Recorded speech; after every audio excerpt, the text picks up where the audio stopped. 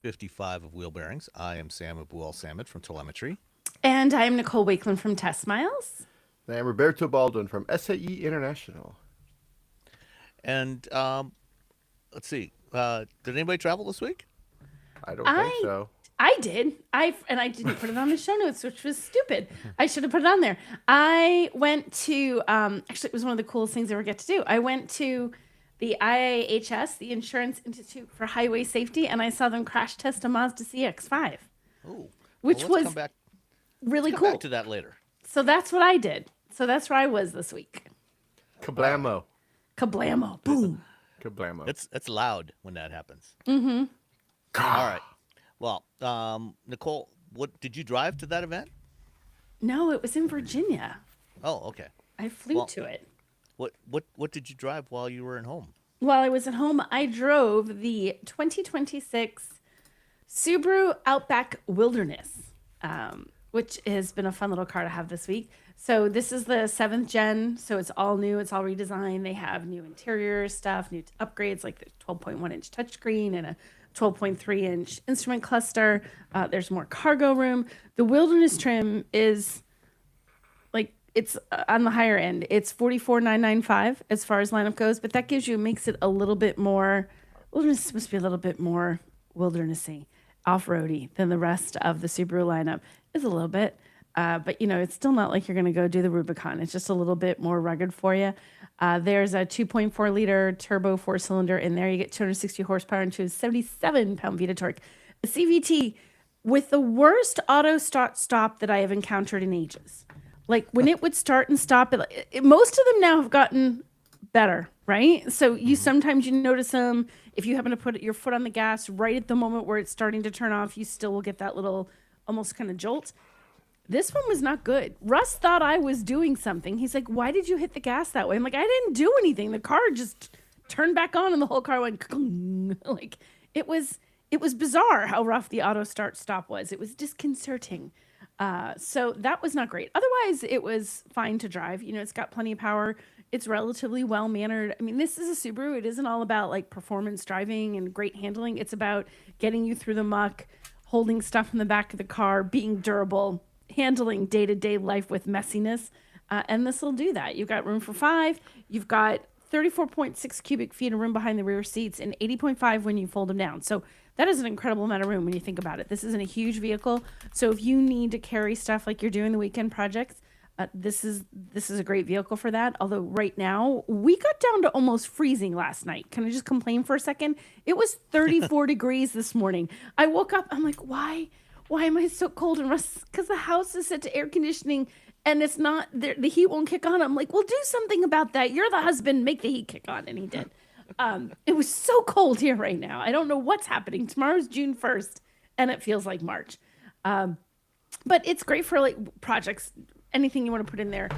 But even that 34 cubic feet behind the rear seats, what Subaru really does a great job of giving you a versatile vehicle. So it's plenty of room for adults to sit in the back, but plenty of room for stuff even with those adults. So if you want to you've got kids and you've got all their stuff that you want to put in there, or your family going away for a weekend, there's plenty of room to put everything you need in there. If you're camping, that kind of stuff. And I do really love that Subaru interiors do not make you cringe when they're muddy or messy or things are gross, because it was pouring rain yesterday and freezing cold, and I walked through some muddy streets and mucky streets in Boston, and I got back in and there's these nice all-weather floor mats and the water's coming in the car when I open the door because it's dumping rain. I close the door and it's just, you don't even know that it rains. You don't even know I was in there with muddy, but like everything just looks fine. I'm sure you guys have all experienced this. It's like when you've been out in the wilderness. When you've been out in the wilderness, but when you have, when it rains or it snows and the water gets on the door panel and then you look at it hours later and you see little dots, like it's sort of almost like you have to rub it a little bit to hide where the water has sort of left a little bit of a mark on the door panel this doesn't do that. And it was pouring. It was absolutely dumping when I opened the door. I'm like, oh my God, get me in. It broke my umbrella. Aquaphobic? It was aquaphobic. It broke, the rain broke my cute little Irish umbrella, but it did not in any way harm the Subaru Outback Wilderness. So there you go. My poor umbrella, though, turned inside out and it's done. So I like it. The infotainment system is good. It's got that 12.1-inch screen, which is new, so it's bigger. It looks more modern. I really like how it looks. The old setup felt just clunky. It worked, but it felt clunky. I feel like this is not clunky. It's nice. I think it's nice that they did it. And there's a 12.3-inch digital instrument cluster, which again gives it that a little bit more tech forward kind of vibe. The only thing here's a little quirky thing. So the charging pad for the wireless for Qi is right in like sort of under the screen in front of where your cup holders are, all the way forward. And it's a little pod, and it's just big enough for my iPhone. What do I have? 17, my iPhone. And like I could toss the car key next to it. There's not a good spot to put your stuff though. If you want to put your wallet in there, like there's no spot to put your wallet or your keys, or if you have other random stuff in your pocket. So I felt like the stuff where to throw things was awkward somehow. We also had something we had to return to Home Depot. We bought the wrong garage door opener fob, and we had to bring that back. And we're like, where do we put this as we're driving around? So there's not a good spot to put little things. I felt like, I mean, you can open the center console and shove some stuff in there, but I wanted a better spot to just toss my stuff when I walked in the car. So overall, I liked it. Again, 260 horsepower. It's a decent sized vehicle. It's not super responsive, but it's also not slow. It was fine navigating through Boston traffic, weaving in and out of people as you do in Boston to get where you need to get to. Had plenty of power to do that, but it's not about sportiness. It's not about that. It's about the versatility and the utility of having a Subaru. And of course, you've got that all-wheel drive. So when the weather is crummy like it was yesterday, or the snow comes back, which it feels like it could today, you're going to be all set. So overall, I liked it. And you guys want to take a guess at destination, what I have? We'll see what it is by the time this publishes. In like 3 hours. Right? 1100. Sam? I'm gonna say 14. Ooh, Sam, you were really close. 1450. Oh, okay. So, how do you feel about the design of this new Outback?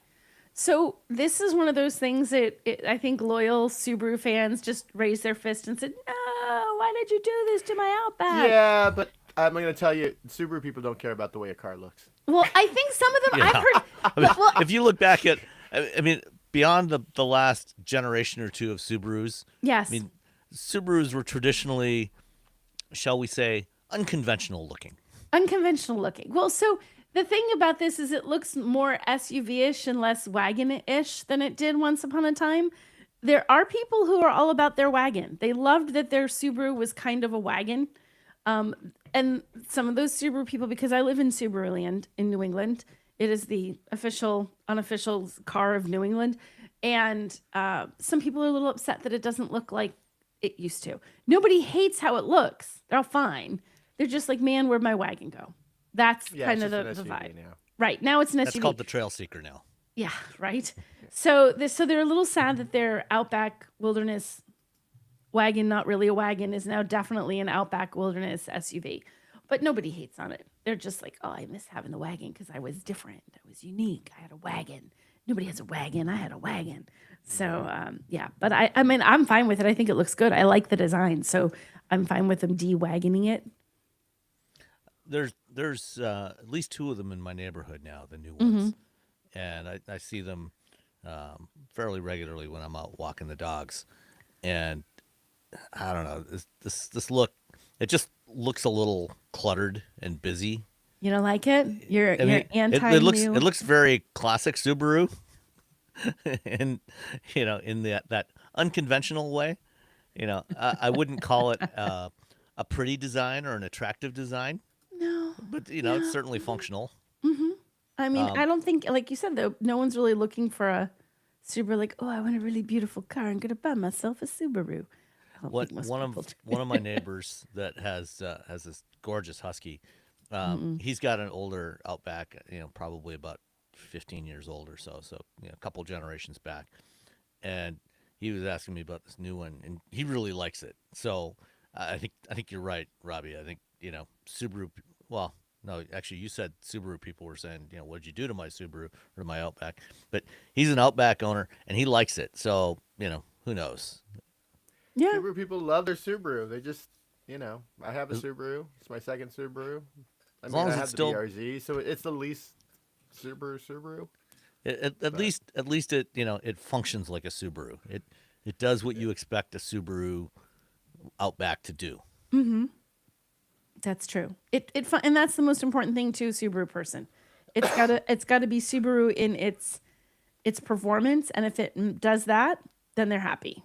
Will You know will, will it withstand the dogs, without falling apart? That's exactly. all It that will it matters. withstand the dogs, and I think it will.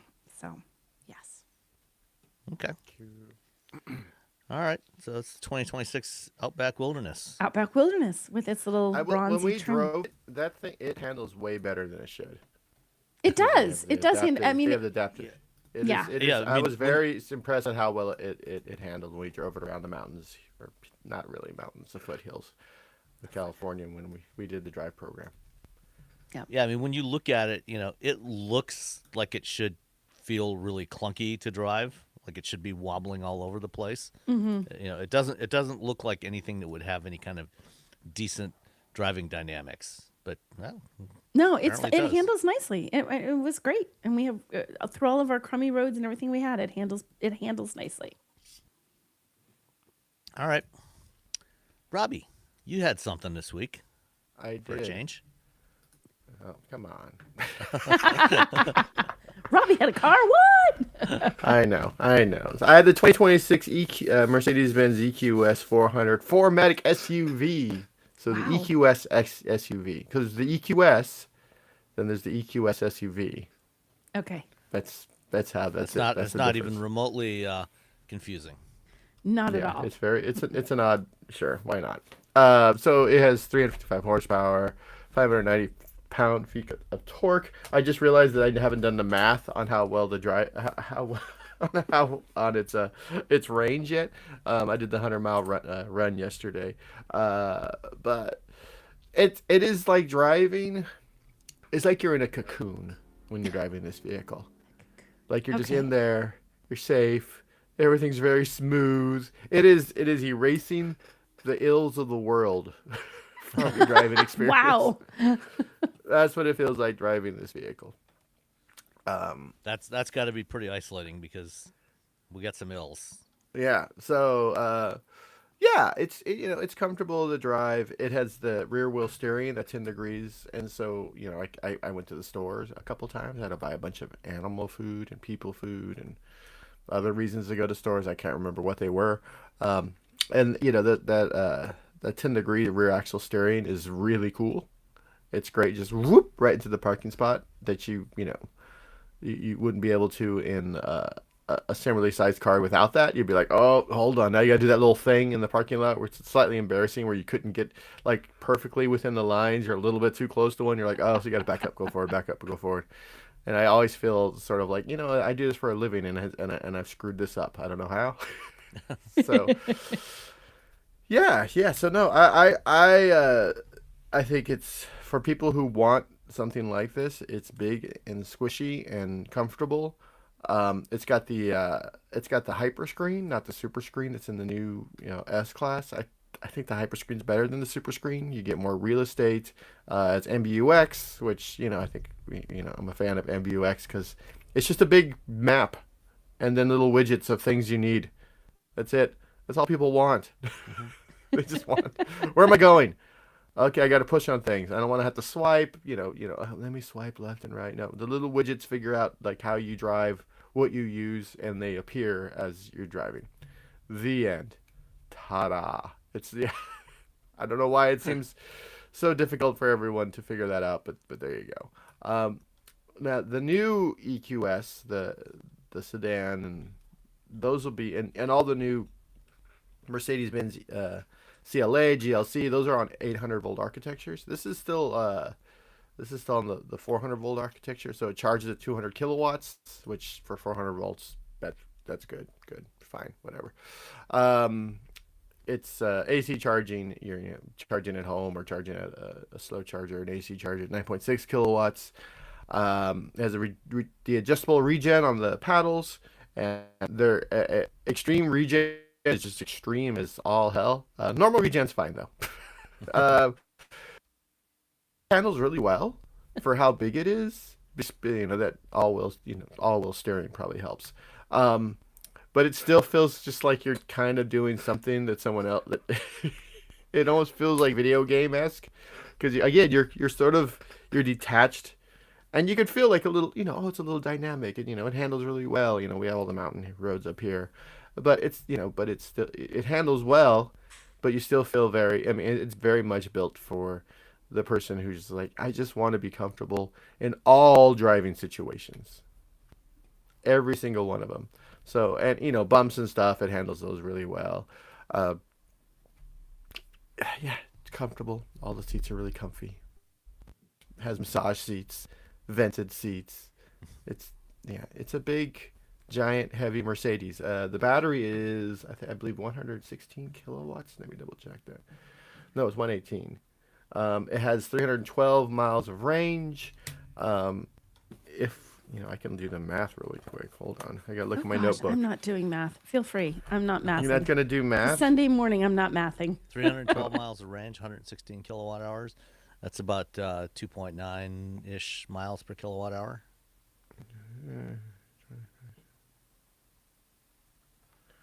So Robbie does math. Yeah, Oh my goodness. I got like Dun, about dun, dun, dun, 2.7 miles per kilowatt Okay. hour.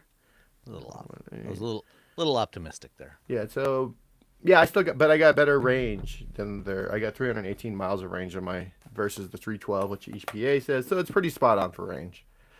It's the new vehicles are more efficient. You're gonna the GLC I think it's still that bulbous EQS design though. So that's you got to figure that out. I've talked to multiple people at Mercedes, and the idea was there's an article on Wired coming out, an interview with Ola, eventually, hopefully this week. But one of the key takeaways was that their idea was, well, we want to make something for people who the first adopters. That was the idea for this.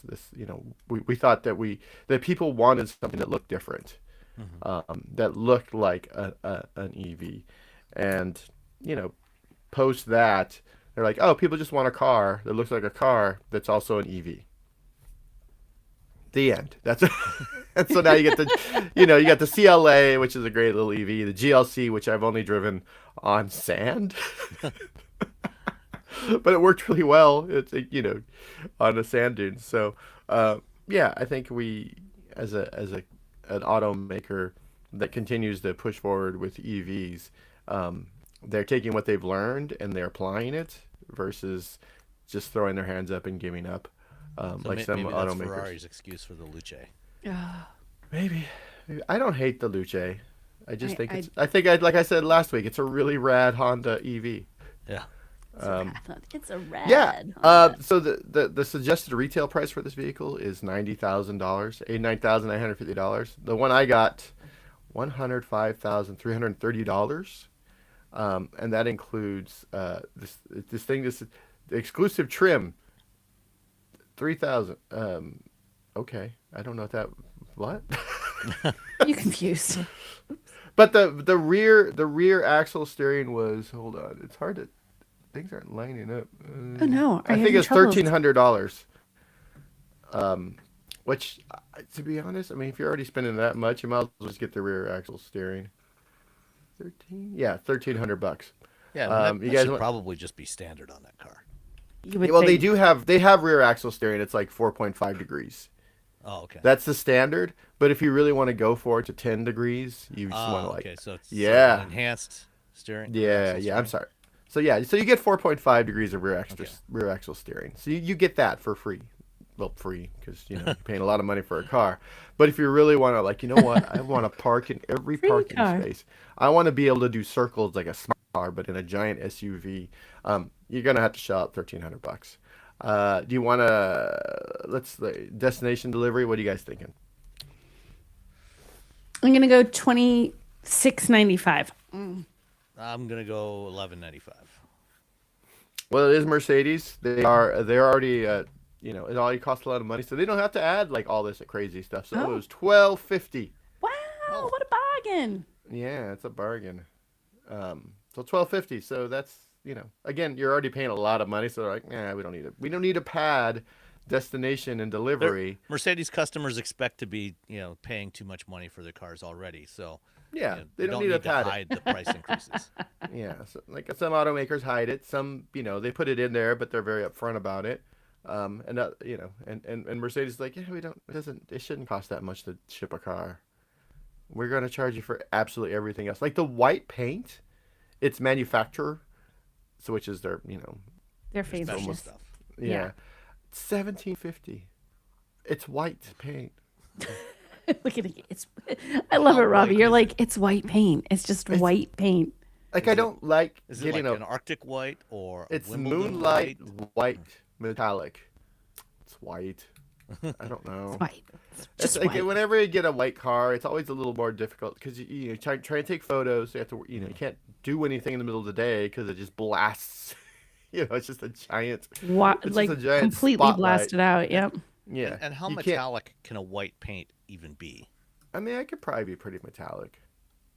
Just make it. It's a disco ball if you really want to go for it. Um, yeah. So, but overall, you're still getting that real fancy, comfortable Mercedes feeling. It does feel heavy. 118 kilowatt hour battery pack will do that. But it handles really well, even though you sort of feel sort of disconnected from everything that's happening, because that's kind of its job. That's what it's supposed Did to do. Its did you try job. climbing into the third row? Oh gosh, no. I don't. There's no point in that unless it's a van. Who cares?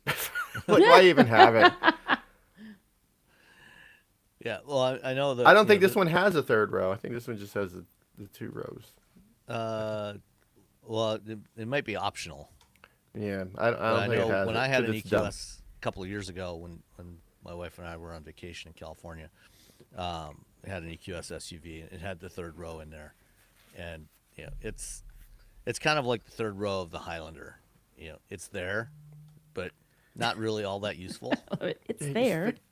like, what's the? Yeah, yeah. I don't know why I would want to use that. It's just, it's I think it's a selling point. It's like for. I think there's a lot of people who get adaptive cruise control and then never use adaptive cruise control.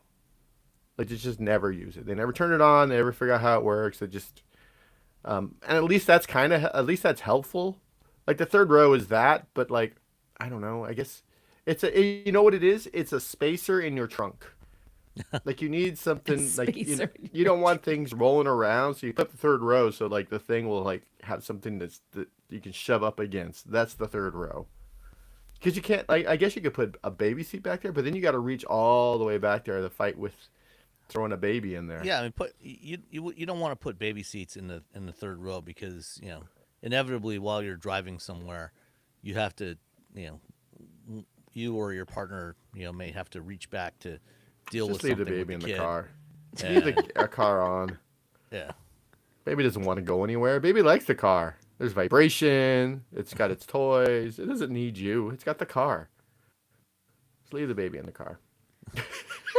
well, and I have it's This been is a from long somebody time who won't since- leave it, who gets freaked out if he has to leave his dogs in the car for more than 5 minutes. Just But leave if the it's a baby. baby, Leave the just child leave the whenever. baby.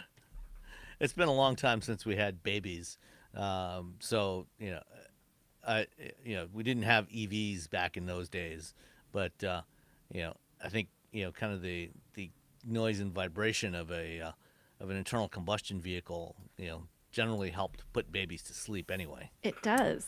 That's We used that. to do that when the kids were young. We'd take them on when Rose would be a whiny, cranky child. We would put her in the car. We strap had a her in the little route. car. Yeah, you have a little drive route. You do the route. By the time you get done, she's fallen asleep. You can carry her inside. Oh. Now they just fall asleep because it's so comfortable. Now they just fall asleep because it's comfy. Like, oh, I like They're this like, car. oh, wow, this is better than the house. This is okay. Why do we even live in that giant crap Why shack? have a house? Why? House is for chumps. All right. Anyway, that's the 2026 EQS 400 4MATIC SUV. There you go. There you Okay. go. Well, I was supposed to have had a Mitsubishi Outlander last week, but when it got Did it break? returned Did it back break to- down? Yeah, I'd had to go in the shop for something, so I'll have that in a few weeks. So instead, they got me a Kia EV9 GT line, and Okay. you know, basically the EV9, for 2026, the only thing essentially that has changed, except maybe a couple of color combinations, the only thing that has functionally changed from the 2025 model or the 2024 model is the charge port, which is now a NAX J3400 charge port rather than a CCS port. So I think pretty much all of the Hyundai Motor Group vehicles. I'm not sure about the GV70 EV, but everything else, pretty much that they're selling now, has an NAX port on it, and so that's good. Well, it's good until you go and try and plug in your home J1772 charger, and realize, oh, they put a CCS adapter in here, but they didn't put a NAX adapter in here. So Jeez. had to go on Wait, what? Amazon and order one, so I could charge the car at home. Are you sure it wasn't hit somewhere else, like Nicole, where it was like hidden under a chair or something? I looked under the Did you look seats. under the seats? I did look under the seats. Looked everywhere. Looked in all the nooks and crannies. Could not find it. Found the CCS one, but could not find a J1772 adapter. But it's okay because I probably worthwhile to have one around. I know. Anyway. That's what I figured when I bought it. I'm like, I should probably have one of these. Yeah, sooner or later I'm going to need it anyway. Although maybe not for long because I'm getting another charger sent to me to evaluate, which will have a NAX port on it. So then I'll need a NAX to CC or NAX to 1772 adapter. Anyway, the EV9 3-row electric crossover. I've been a fan of this thing since it came out. I like the design. It's kind of a it was the first of a new design language for Kia. A little more angular.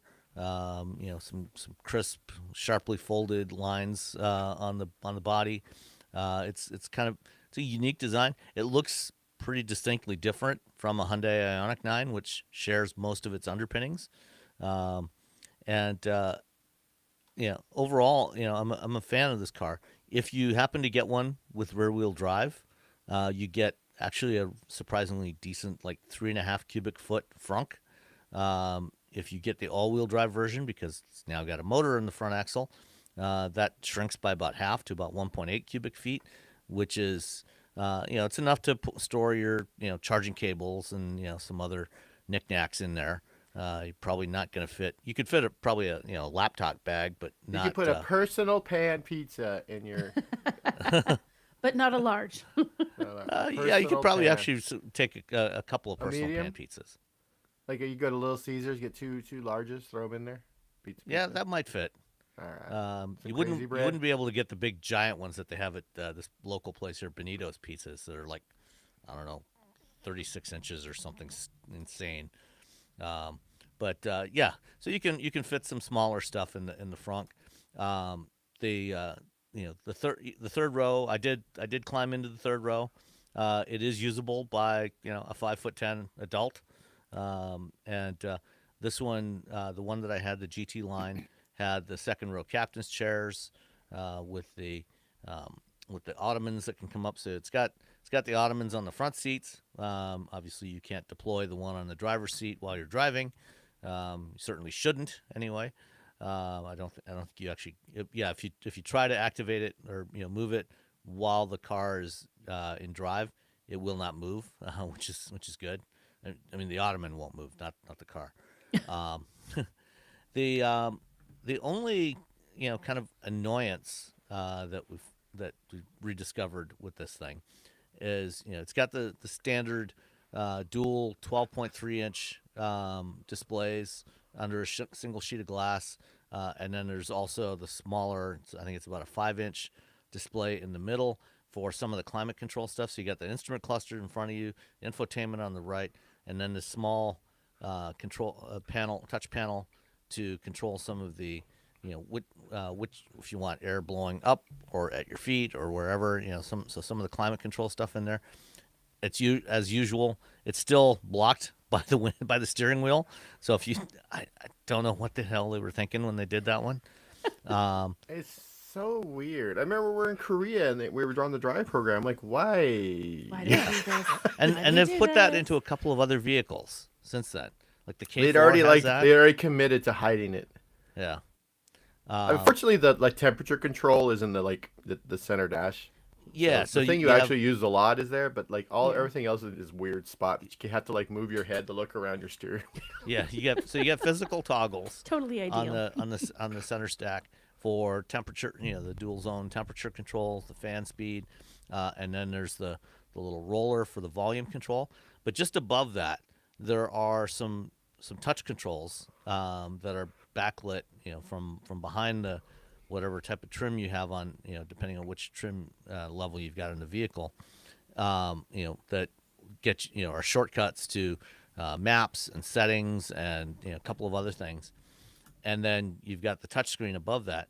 And the thing is, most of the time, most people when they're using a touchscreen, they may use like their pinky or something to brace their hand, so it's not moving around while you're driving. And those touch controls are right where your fingers would usually fall if you're bracing your hand on on there. And so when my wife and I were going out somewhere last week, she was going to just hit pause on something we were listening to comment on it, and she kept hitting the settings button and sending it from the Android Auto screen to settings, which kind of annoying. Yeah, That bad that place to put those. Yeah. But other than that, the GT line, it's there's two battery sizes you can get in the EV9. There's the smaller one in the base light all-wheel drive trim, which is I think about 67 or 76 kilowatt hours, 76.1 kilowatt hours, and then there's the big battery, which is the one you should get if you're getting one of these things, 99.8 kilowatt hours. On the and you get when you get all-wheel drive, which is standard on the GT line, you get 379 horsepower, 516 pound-feet of torque, which is more than enough. You will not be wanting for performance in this thing. With the GT line, because it's a little bit heavier, bigger wheels, it's rated at 280 miles per charge driving range. I actually, I did, in the driving I did with it, I was actually averaging about 3 miles per kilowatt hour, which actually works out to closer to about 300 miles. And on a couple of nice. drives, some local drives, when I had to go to Lowe's to get some more lumber to finally finish my deck, I averaged 3.1, 3.2 miles per kilowatt hour. This thing is very spacious. So with the second and third row seats folded down and the front passenger seat slid forward, you can fit a stack of 2x10 by 8 foot deck boards in there. They will Okay. fit inside Proof. with the tailgate closed. You have the proof. I did it. I had 6 of those boards in there, and it all fit with everything closed. So it is a very useful, very utilitarian vehicle, and you'll get generally somewhere between 280 and 300 miles depending on how you drive. I mean, if you're really using all that performance, you might get less than that, but overall, it's more than enough for pretty much everybody's daily needs. And these things charge fast. The EV9, the Ioniq 9, they'll charge about 215, 220 kilowatts. So slightly slower than what you get with the smaller ones like the Ioniq 5 and the EV6, but still very quick. And as with all the Hyundai Group vehicles, they've got good thermal management on the battery, so they'll maintain a high rate of charge all the way, high power charging, pretty much all the way to about 70% state of charge. So, I have charged an EV9 in the past. Even at 70%, I was still getting like 130, 140 kilowatts. So that's that makes it a really good road trip vehicle, which will be useful next week when we're doing Operation Frodo. That's right. Yeah. So because we will have an EV9 as part of our fleet. Robbie, your lights just went I out. think Oh. Oh, Robbie? wait, what? Did we lose Robbie altogether? Huh? Or maybe No, it's I'm just your still here. video. Oh, maybe it's just your No. I camera don't know. because you're Oh, frozen. now I'm back. I don't know. You, I don't know you what look that like was. you were in the dark. I don't know what It happened looked there. like like a motion sensor light Whoosh. turned off or something. I don't know. I, they upgraded. They updated Riverside. And I feel like it's broken now. I'm having Yeah. Riverside issues.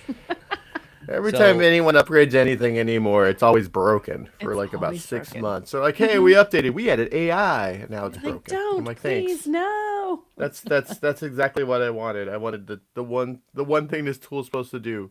It can't do anymore because you added a feature that I didn't ask for. Cool. So the EV9s start at $55,000 for the light rear wheel drive. That's with the standard range battery. Long range battery, which is that should be your starting point, is 58,000 for the light trim and rear wheel drive. The GT line that I had starts at 71,900.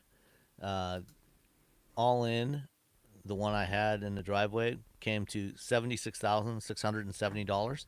Not inexpensive, but I mean you can get some pretty good deals on these things if you shop around. There's dealers are offering some pretty good rebates and incentives on these things, so you can get it for probably at least $5,000 to $6,000 less than that, and it's really nicely equipped for that price point. Want to guess at the destination charge? 1,600. 1,400. Nicole gets it by like $5. Woo! $14.95. Oh, good job. I'll take the win. Thank you. Thank you very much. Yeah.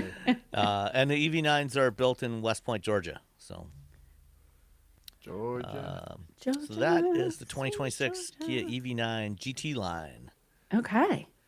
All right, let's carry on. Carry on. So Next. GM opened a new advanced design studio in Pasadena, California this past week. They had a studio previously, which I can't remember exactly. Was it in Irvine? Long Beach, some- maybe? Where? Oh, I don't It was in remember. Long Beach.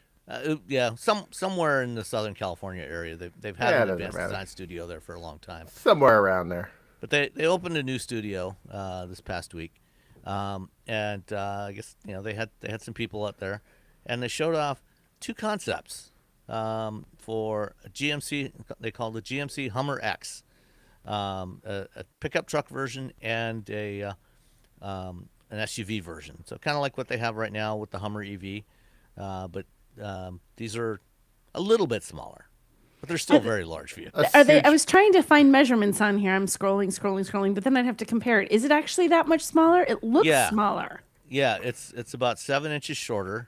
Okay. The probably the more important thing is not so much the length, but the width. It is like 7 inches narrower.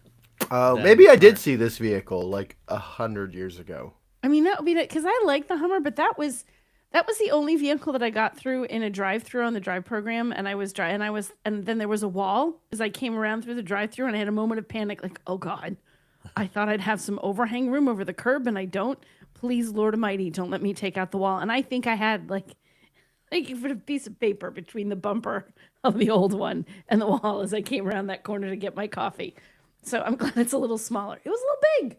It's a little large.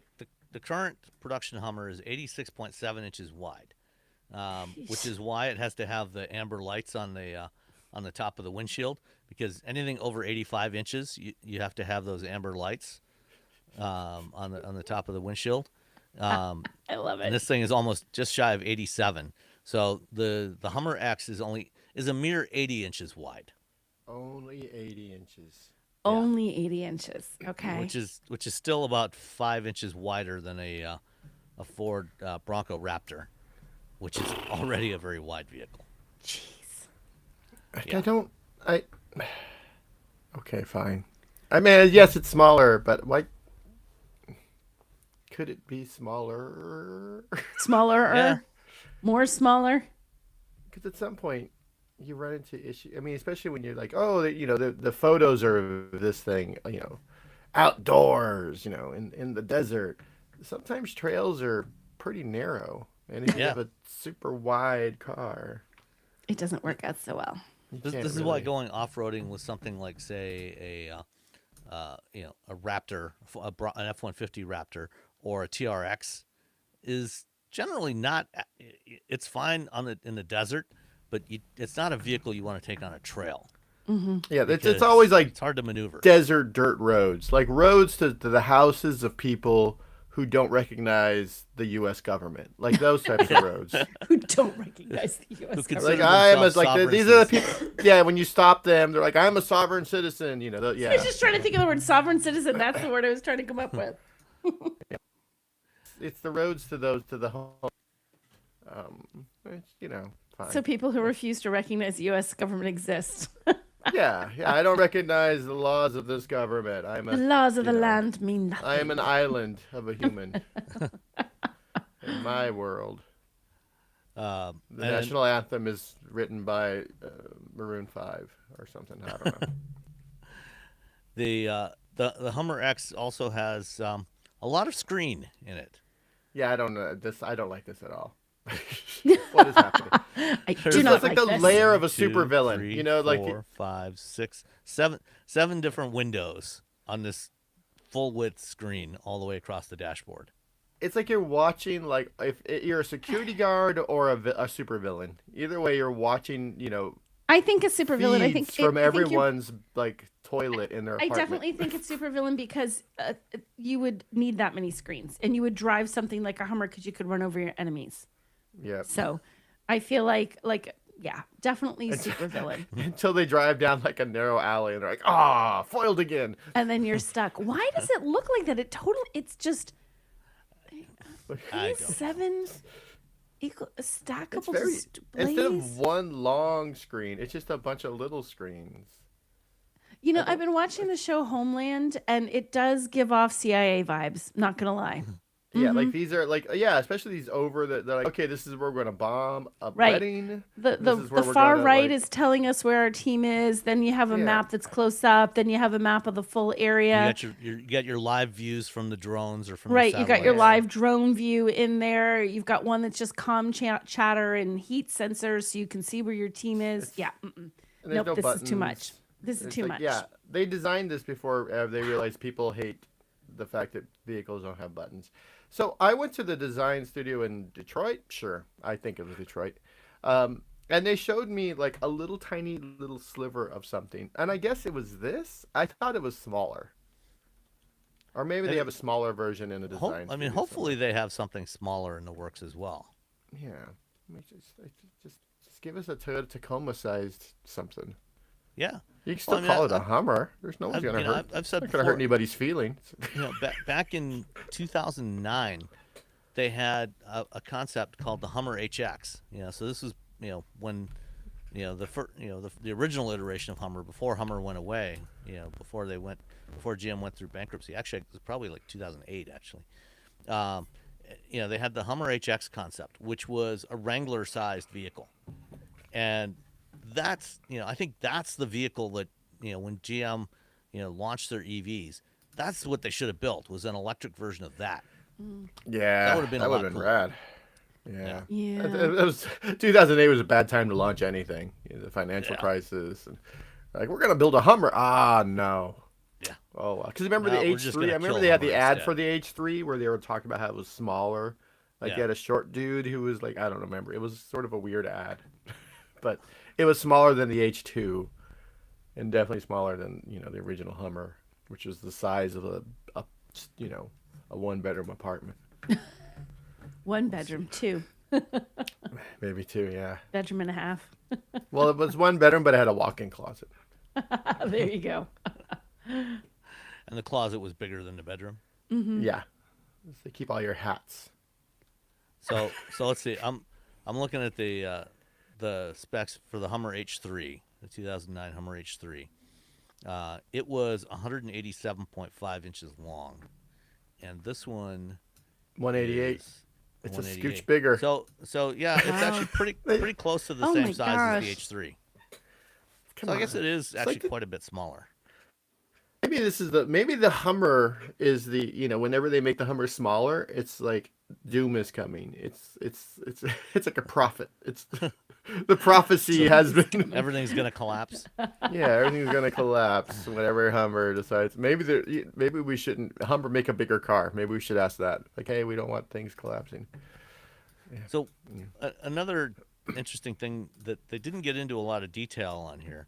Yeah, this new design studio, they've got capability to do all kinds of, basically do all the fabrication and the design work and everything. So they can do clay models and build, fiberglass models and everything else.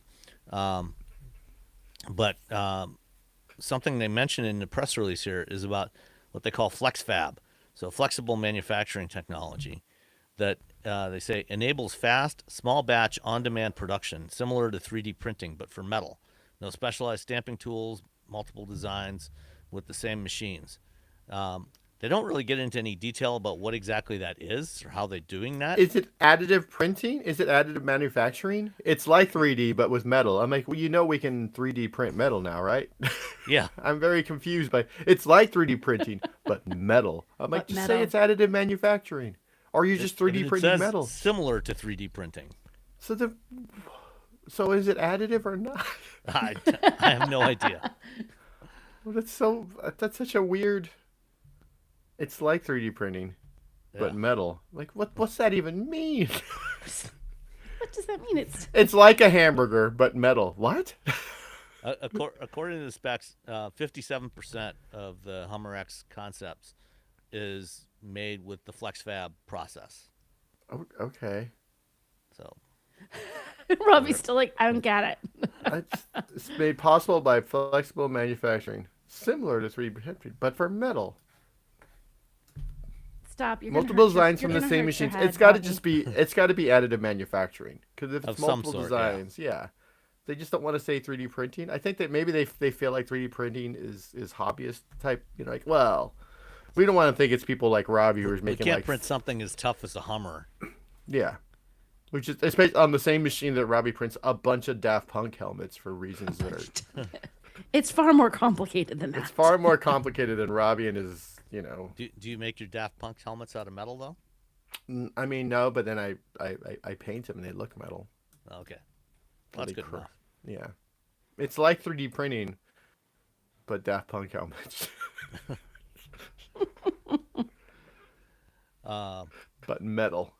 Maybe it's like 3D printing, but it only works if you're listening to heavy metal. Oh, okay. Like if you're not listening to Metallica, it just doesn't work. So, no production plans right now, but I wouldn't be surprised if something like this, if they, assuming they continue with Hummer into the future beyond the current generation, I wouldn't be surprised if a next gen Hummer is at least sized more like this and, probably has some of this design to it.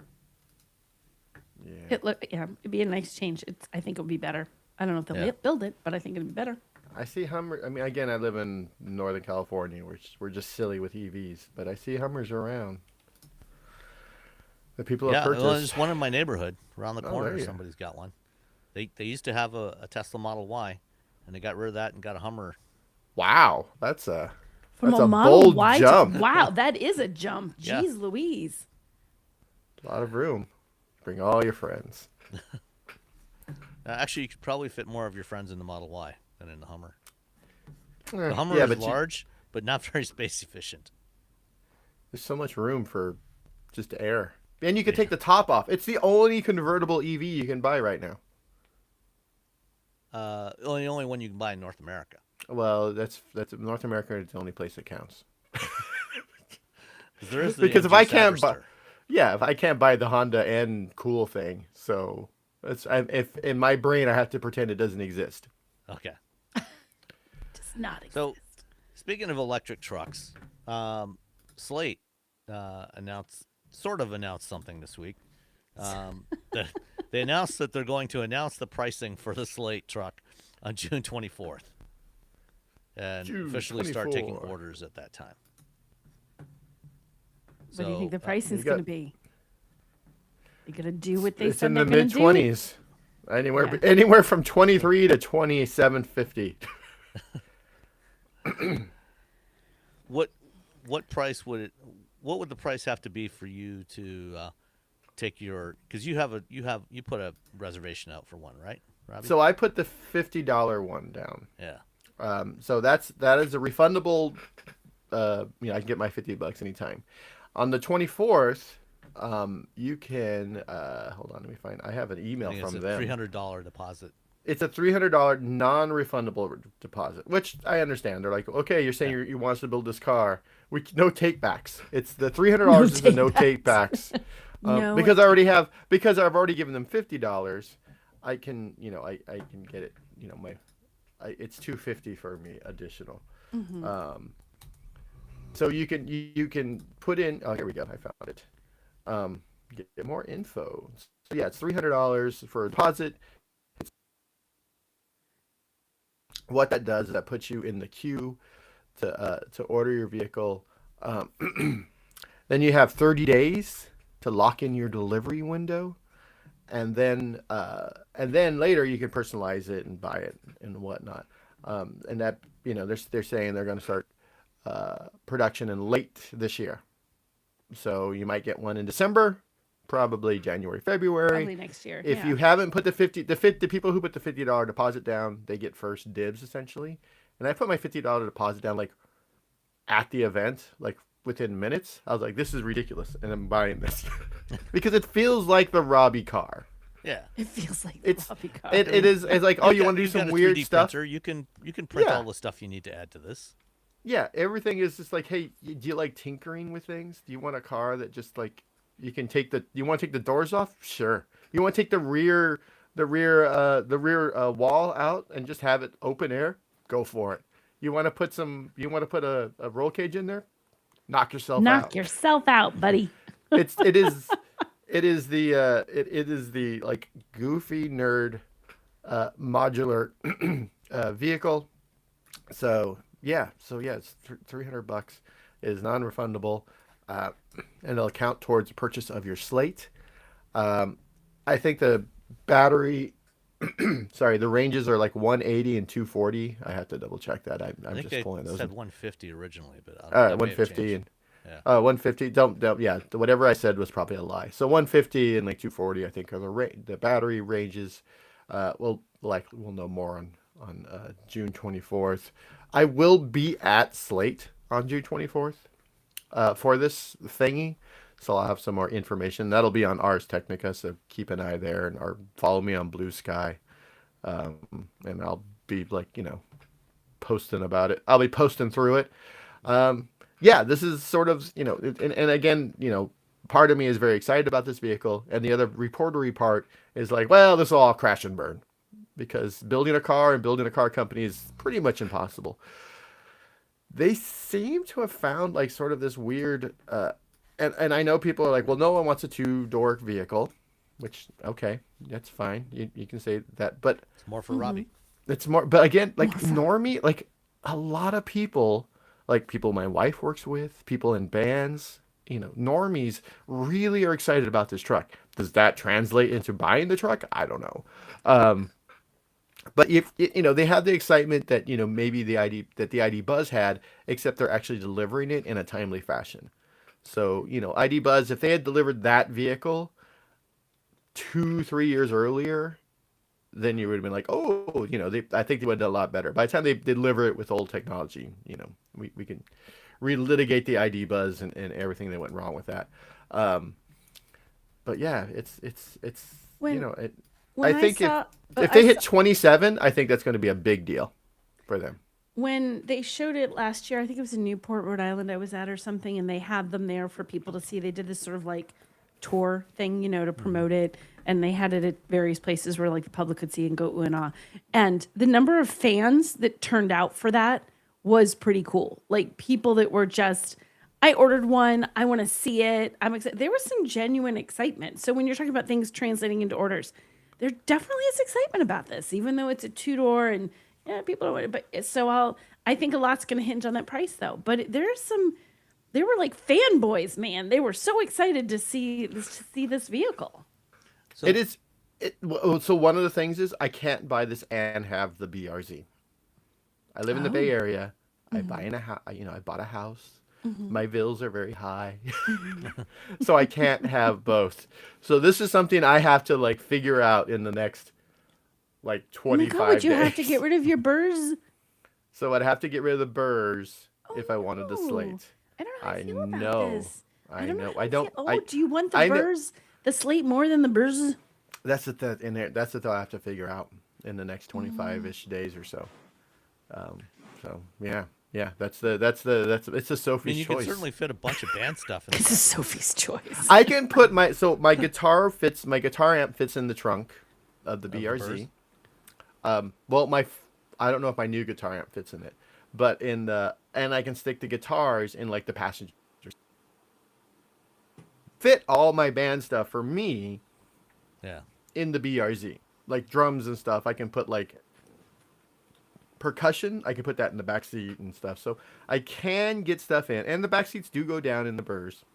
But at the same time, I'm like, yeah, I like I like a manual transmission. I like this car, but this other car is just wacky and weird, and I can do all this weird, wacky stuff with it. And so it's a again Sophie's choice. Do I want to continue to have a manual transmission that's just fun no matter what, or do I want a car that I'm just going to tinker with constantly? So what is the price threshold? What's the maximum that Yeah, price where point would you that say, Robbie? Like, nope, no doubt about it. I'm keeping the burrs. Forget it. I'm out. If they're like $29.95, I'm like no. Really? That's your I think it's probably going to be like 27. you do. And That's for my 27, guess. you're in. You're like, I will get it I'm at in. 27. I will look at see what sort of weird incentives I can get from California. I'm sure there's like $1,000 I can get. There's got to be What's something. Might be based on income incentives, EVs, which unfortunately, fortunately, we're doing fine. Not because of me, because of my wife.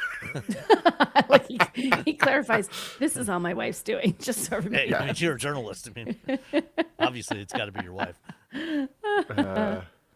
PG&E pre-owned? No, I'm looking.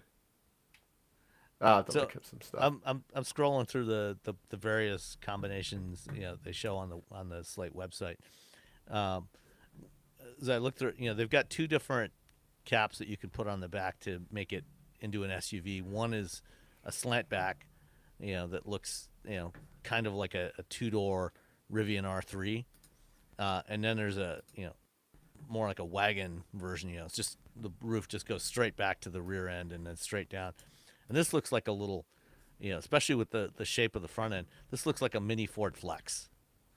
And I find that very appealing. Yeah. I missed the Ford Flex was a great car. Yeah. never liked That's the first. creasing on the sides That's of it. probably the first time I did anything with a review car, and it's also the first and only review car I've ever gotten a ticket in. That's It was funny. a long time ago. See, I like the open air kit. Yeah, where it's just open. If you scroll down, if Just you take out scroll the over. rear bulkhead. Yeah, you don't need any of that stuff. You gonna put rear seats in? Maybe. We'll see. So there's a hole where the seats go because you have to put the seats into something. So I'm Yeah. curious, like, can I just open it up and use that as storage? Like, what kind of weird, again, what kind I What like kind the of things idea that of they just didn't have, think of could you possibly do? That's what you're trying to figure Yeah. out. yeah, that's, and that's sort of the fun thing about it. Like, I can get wraps and stuff later. I'm like, I'll probably just use it, keep it gray for a while, because I have to, like, I'll probably just have the regular truck. And then you can upgrade and buy stuff later on added to it. That's the other cool thing is like I don't have to go in and get all the things that I think I want and then later on and be like, oh, I should have just got the truck. I can just get the truck and then do wacky things with the truck. And then later on, we're like, you know what? Maybe we should put some seats in the back and make people jump into the back of it like it's a 90s hip hop video where everyone had a Wrangler and they would just leap into the truck, into the back seat. Yeah, see that's see. I really feel like they're like, haha, we got you. Like they came to my house, they feel like they watched me for like a few weeks. They're like, yeah, we should build a car for this idiot. This guy, he needs a You- car. Let's make him one. You need to build the first Slate dually. I know. Yeah, Dooley with the was it the J.C. Whitney catalog? Whoops, I don't know what I just did. Cancel. I accidentally hit the. email into here. I don't know how that happened. All right, So yeah, let's. so June 24th. I don't know if I'm allowed to say this, but they're going to give me a ride along in the car. Yeah. So I'll be able to tell you, like, hey, this is what like feels like to sit in the car, which it's not as good as driving, obviously, but you can feel, you can get a good idea of like how, you know, a pretty good idea how this thing. I mean, I got a ride along in the AMG GT, um, and I'm still waiting for my video. It seems to have been lost, unfortunately. Oh, The really? in-car stuff. I know, right? That's kind of a Wow. bummer. Yeah. I got And I. video from like the back seat, which is completely worthless. Yeah, that's not helpful. But Uh, so I'll have a ride along. Again, that'll be on ours, and you can look at it, and I'll probably just like tweet about, not tweet, but skeet about it from Blue Sky. okay. And you can look. I guess I'll also be on Instagram. It's STRNGWYS. Look at me up on both of those, and that's my sort of default go-to name. All right. So I went out to Las Vegas for a couple of days this week. I was Ford Pro invited me out there. They were doing their annual Ford Pro fleet preview. So this was mostly for fleet owners, fleet managers, upfitters, all the people that are customers of Ford Pro, which is their commercial vehicle business unit. Um, and there's not a whole lot to really mention here about that specifically. Although they did say that the new $30,000 electric truck, the Universal EV, is Mm-hmm. going to be available through Ford Pro starting next year. So, and they're going to be supporting that, and working with upfitters to get equipment. And when I walked around the upfitter pavilion at this event, there were several Mavericks out there, equipped with all kinds of stuff to mount in the bed for the for professionals to use, different racks and caps and different stuff to put on there. So the Maverick is actually quite popular among the professional community. Um, There's and like then three on my block that have like stickers on them for their business. Yeah, well, I mean, there's a roofing company not far from here. When I drive by there, they have like 8 or 9 of them in Oh, their wow. in their lot there. The various staff use those, to go out and do estimates, and managers use them and things like that. And I've seen them for like auto parts stores, so they're quite commonly used as commercial vehicles. And I think that's also going to be an important market for the Slate as well, as those commercial vehicles, where they don't necessarily need that second row of seats. They can just use the bed. Um, but um, one of the one of the things they also mentioned about the Maverick is that they are increasing capacity for Maverick hybrids. They're raising it to currently, about 55, 56% of all Mavericks sold are hybrids. They're raising that to 80% by the fall, and by 90% availability by the end of the year. Oh, So they will have enough capacity to support 90% hybrid sales in the Maverick by the end of 2026. that's cool. Yeah. Um, Also, while I was in Las Vegas, I decided a bunch of people from Ford were going out to see No Doubt at the Sphere. They invited me to go. I said no thanks. Oh, I I would got have And married. gone. instead, I went and pulled up the Zoox app on my phone and took another ride in a Zoox Robotaxi. Oh, Oh, So okay. I did you this in could have January you could during have listened to CES. "Don't Speak" instead. Don't Don't speak. speak. I know Know what what you're saying. you. Please stop explaining. Don't tell me 'cause it hurts. See, Uh, we're helping you, Sam. You couldn't make it. You didn't want to go, but we're gonna make you. So we're here for you. okay. So I took a ride in the Zoox, and so when I did it in January, there's a couple of issues that I had. One was that there were a very limited number of places you could actually go with the Zoox in January. There was like literally 7 places that you could get picked up and dropped off with the Zoox Robotaxi. With the Luxor Hotel at the south end of the strip, and the Resorts World at the north end of the strip, and then a handful of places in between. Now there's almost 20 different locations. So you can go to many of the major hotels now. So you can go to the Fontainebleau where we were staying from with the Zooks, the Resorts World. You can get to the Wynn and the Encore. You can get all the way down to Mandalay Bay and a bunch of other locations along the Strip. They still have relatively few vehicles of their robo taxis, so the waits tend to be pretty long. When I went in January, I waited almost an hour for a ride. This time it only took about 30 minutes, but what they do now in the app, An hour. if there's too much of a backlog, it'll just, instead of, giving you some bogus estimate of how long the wait is going to be, and then continually updating that to a longer and longer period of time, they just say, sorry, we've got too many ride requests right now, try again later. So, it's like, okay, fine. If I need to get somewhere, I'm just going to, grab an Uber or Lyft or a taxi. I appreciate the yeah, we're not going to be able to do this. I'm Yeah. like, okay, cool. Instead of standing just- around for just let 30 people know. minutes I like a think we'd all chump. rather have that rather than be sitting there. It's like, just tell Yeah, me. If just- I need to just tell sort out me. my things here and do this differently, just tell me. I'm not going to be mad. I am going to be mad if it turns out my 5 minutes is 50. So please don't do that. Yeah. Yeah. And then one other issue that I had in January was, on these vehicles, these things, they all look the same. They're all the same color. And on the corners, they have a number on there. And in the app, when your ride is confirmed, it'll tell you, okay, this is the number of your vehicle.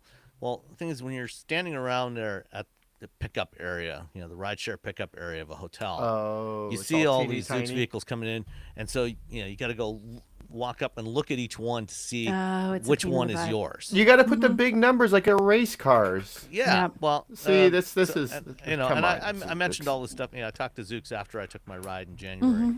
I mentioned all these things, and so what they actually did was now they've put LED light strips in the front and back windows and on the inside of the car, and in the app, it lets you pick. You can pick a theme for what color you want. So it basically it's lit up with a color. So you can, in my case, it was orange. So when the car pulled up, that had the orange lights on it, that I knew that was my ride, and so I got up and walked over to it. So Unless that you're was nice. colorblind, it's great. Well, Always finding a way to make it a challenge, aren't you, Well, it just Robbie? seems like it just seems like Well- just slap a number like a big A number, Yeah. because No, that's I like too mean, a easy. race that car would be number better. on the sides of the car. or and put the a front little of the car. panel with the person's name on it, whatever it is. Yeah. Yeah. Well, a name is always like kind of weird because you have privacy issues. That's but if true. you just slapped a big like 12-inch by 12-inch sticker with a circle that said number 7, Yeah. and they had in the front, the sides, the back, that's it. Yeah, you don't have to make it complicated, guys. Yeah. But at least it's better than it was. Yes. And then other things that they added, they've added what they call Zooxcast capability. It's basically just Bluetooth. So they have at each of the 4 seats, they have a touch screen, and it lets you pick what style of music you wanted to listen to. Did you pick No Doubt? No, I did not. Okay. But you can tap the Zooxcast button on your phone, and basically it pairs your phone to the vehicle over Bluetooth, and then whatever you're listening to on your phone, you can just play it through the speakers in the car. All right. So and it's very quick and easy. Works well. The ride was smoother than before. It was pretty good last time, but it had some. It was a little the braking control at low speeds when it was especially when it was maneuvering around the parking area or the garage, was a little bit rough. Herky jerky. A little herky jerky at low That's speeds. an awesome Yeah. word. Herky jerky. On the road, it was fine, and so they clearly did some work on that, and it's definitely much smoother now. So if you're in Vegas and you feel like trying one of these out, you can just download the Zoox app. Just go in your app store on whatever device you're using. Download the Zoox app, sign up. The rides right now are free in Las Vegas. They're not charging for them, so you can get around to a bunch of different places free of charge. Because using ride hail or a taxi in Vegas can be pretty expensive. Can. It's obviously not going to stay free forever. You can take the monorail. That's true. You can do that. But that's got even more limited places you can go. It's still more than the Tesla tunnel. That's true. And it's a lot It smoother just takes than you the Tesla across- tunnel. Yeah, Yeah. it's also a lot smoother than the Tesla tunnel. The Tesla, I don't know how they managed to make the roadway in the Tesla tunnel so bumpy. Is it bumpy? Oh, it's very bumpy. I don't know that I thought it was bumpy. I mean, I believe you. Maybe I was I just mean, it's just driving cars in a hole. Yeah, yeah, Whole cars. technically, yeah, just driving. And then the way they have it when they come up, they have to stop and wait for each other. And I'm like, it seems like someone could have figured out how to not have you have to stop. I'm like, you know what would have worked better? Light rail. That's what I'm Yeah. saying. yes, it certainly would. Like right down the middle of the strip, like it's just a light rail. And then it's like a party rail, like a party bus, but it's light rail, and everyone gets in. There's little cup holders for your giant yard of margarita. Come on, Okay, Las Yeah, Vegas. that would be perfect.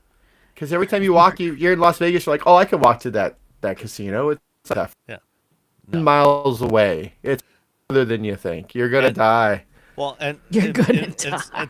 whatever distance it is, and you can multiply that by like 3 or 4 from the actual as the bird flies distance, because Las Vegas is one of the least walkable cities in the world. So you end up meandering around trying to get from one place to another. Yeah, So it's it's really terrible to try and get anywhere on foot in Las Vegas. they're not allowed to just pick you up along the street in taxis. No, either. it's you always have to an go to a internet. hotel. It's Which so I did that difficult. once. I pulled a taxi. He's like, I'm not allowed to do this. I'm like, but I'm already in the car. Yeah, I'm here already. Can we just go with it? He's like, okay. Yeah, we did that once. This year or last year. Taxi pulled up. And, yeah, same thing. We're not really supposed to do that, but he did it anyway, which was Aw. good. Thank you. Thank you, taxi person who did those things for us. Yeah. And they're doing early rider testing in San Francisco right now. They've also got vehicles running in Austin and Seattle and a couple of other cities. So they plan to launch in several more cities this year. The other company that is currently running driverless robo-taxis in multiple cities, I think they've been in like 10 cities now, operating in 10 cities across the U.S., and they're testing in at least another dozen in the U.S. plus London, England, and Tokyo, Japan, is Waymo. And Waymo's been having some challenges of late. Apparently, following some major storms in the south in the last couple of months, they've had issues with Waymo robo-taxis just driving right into flooded waters. Woo. How does it even in happen? I feel Austin like that should be like really at the top of the list for things to make. Don't drive into danger. Listen, Item if number you're one. if you're only programming your car for the peninsula in Northern California, and you're not really thinking about anywhere else in the world, it's pretty easy to just let your car drive into the water. I mean, It's, Waymo it's is always the testing- age. They're like, well, the edge cases. I'm like, you should only be concerned about the edge cases, to be Yeah. honest. Right? The- Because that's the the- one the where it's going non-edge to go cases- horribly. Yeah, the non-edge cases are the easy things. Focus on the edge cases. Right. But apparently, I guess it's it's very difficult to actually detect how deep the water is when you're driving along. Okay, okay, the but sensors can detect that basically- yes, there's water, but you don't know if it's a puddle or Oh. or It can't a even foot and tell a if half of it's a water. puddle? Well, no, It just I mean, knows. it doesn't know. It has no idea how deep the water is. Well, that seems fix that. I feel like that should be easier.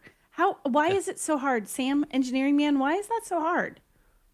The sensors can't see through the water. I mean, they can't tell where the road is under the water.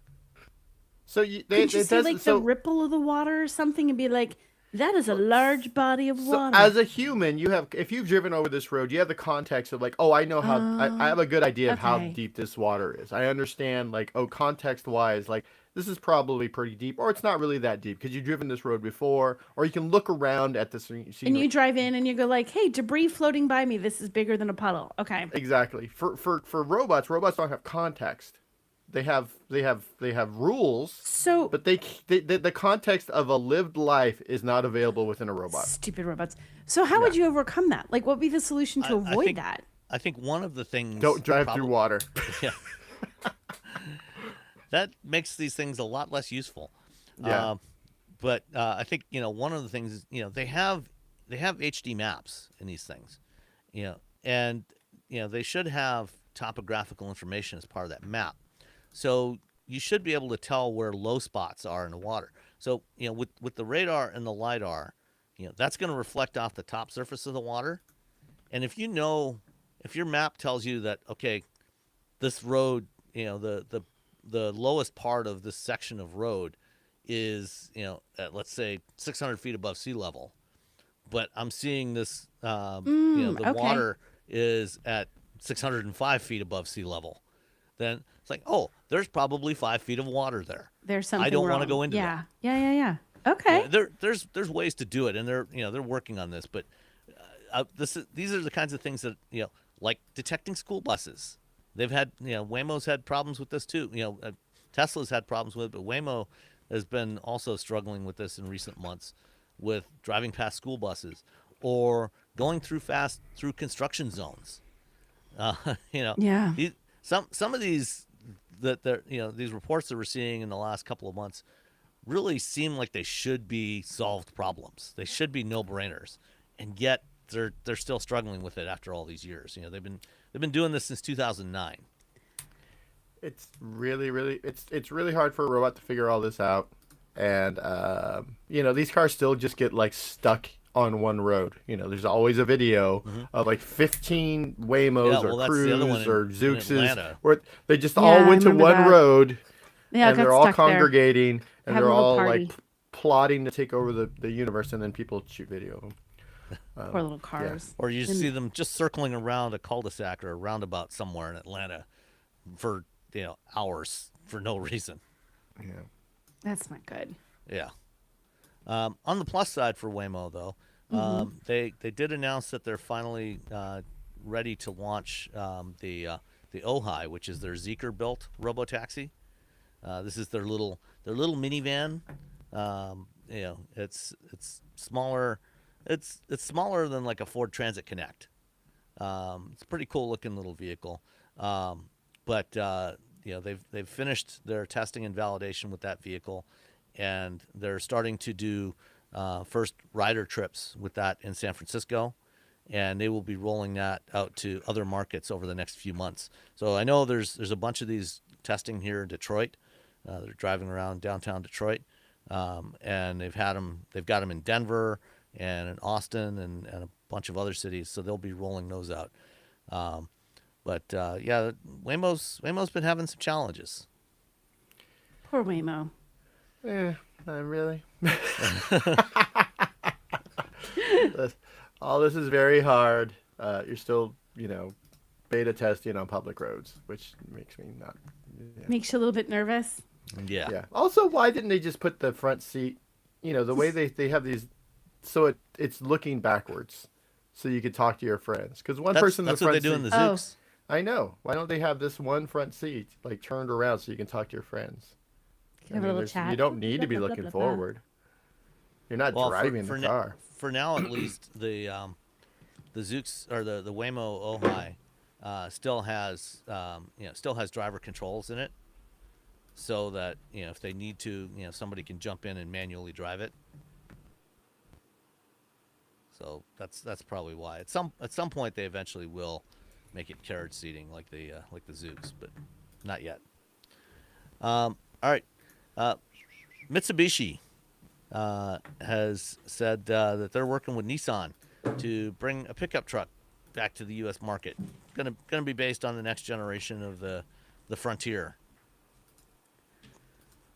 Yay. Are we excited about this? So it's going to be a No, I don't remember Mitsubishi much. pickup truck, a new Mitsubishi. Okay.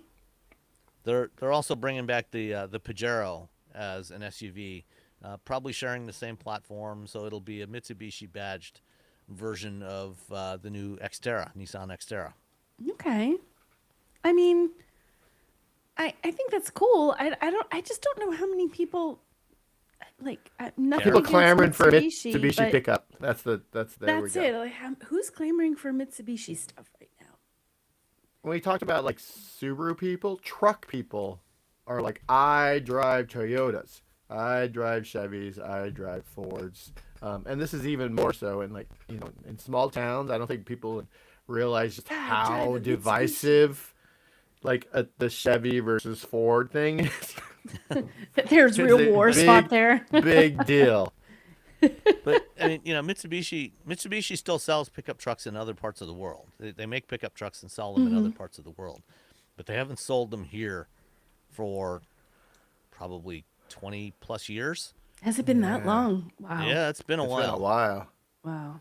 I And don't. I guess, I mean, they were never really that popular here. So I'm wondering, will anybody even care? That's just it. I'm like, who's going to be excited about I that? mean, I would.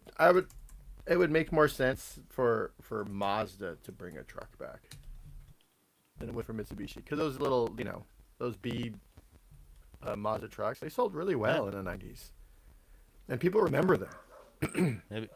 Maybe, maybe when Toyota finally launches their compact truck, maybe they'll have a Mazda branded version of it. Maybe that's the moment. The Mitsubishi Mighty Max, that was the '90s truck that Mitsubishi sold. The I Mighty guess. Max? Is that really what it The was Mighty called? Max, yeah. Mighty Max. Mighty I'm not going to Max. lie. I like that. Mighty Max. The Honda Ridgeline is going to be taking a break. Apparently, apparently Honda is pausing production for about 18 months because the Ridgeline is really only sold in North America. It's only ever been built here. It's based on the same platform as the Odyssey and the Pilot and the Passport. And I guess they're going to pause production for a year and a half until 2028, when they can launch an updated one with their new hybrid system for larger vehicles. I will. I think the Rivian is literally just a Ridgeline. The Rivian, their R1T is just what the Ridgeline should have been. I remember when we got our Ridgeline and my wife got into it. She's like, "Oh, is this electric?" I'm like, "Yeah." I'm like, "No." She's like, "Lame," Done.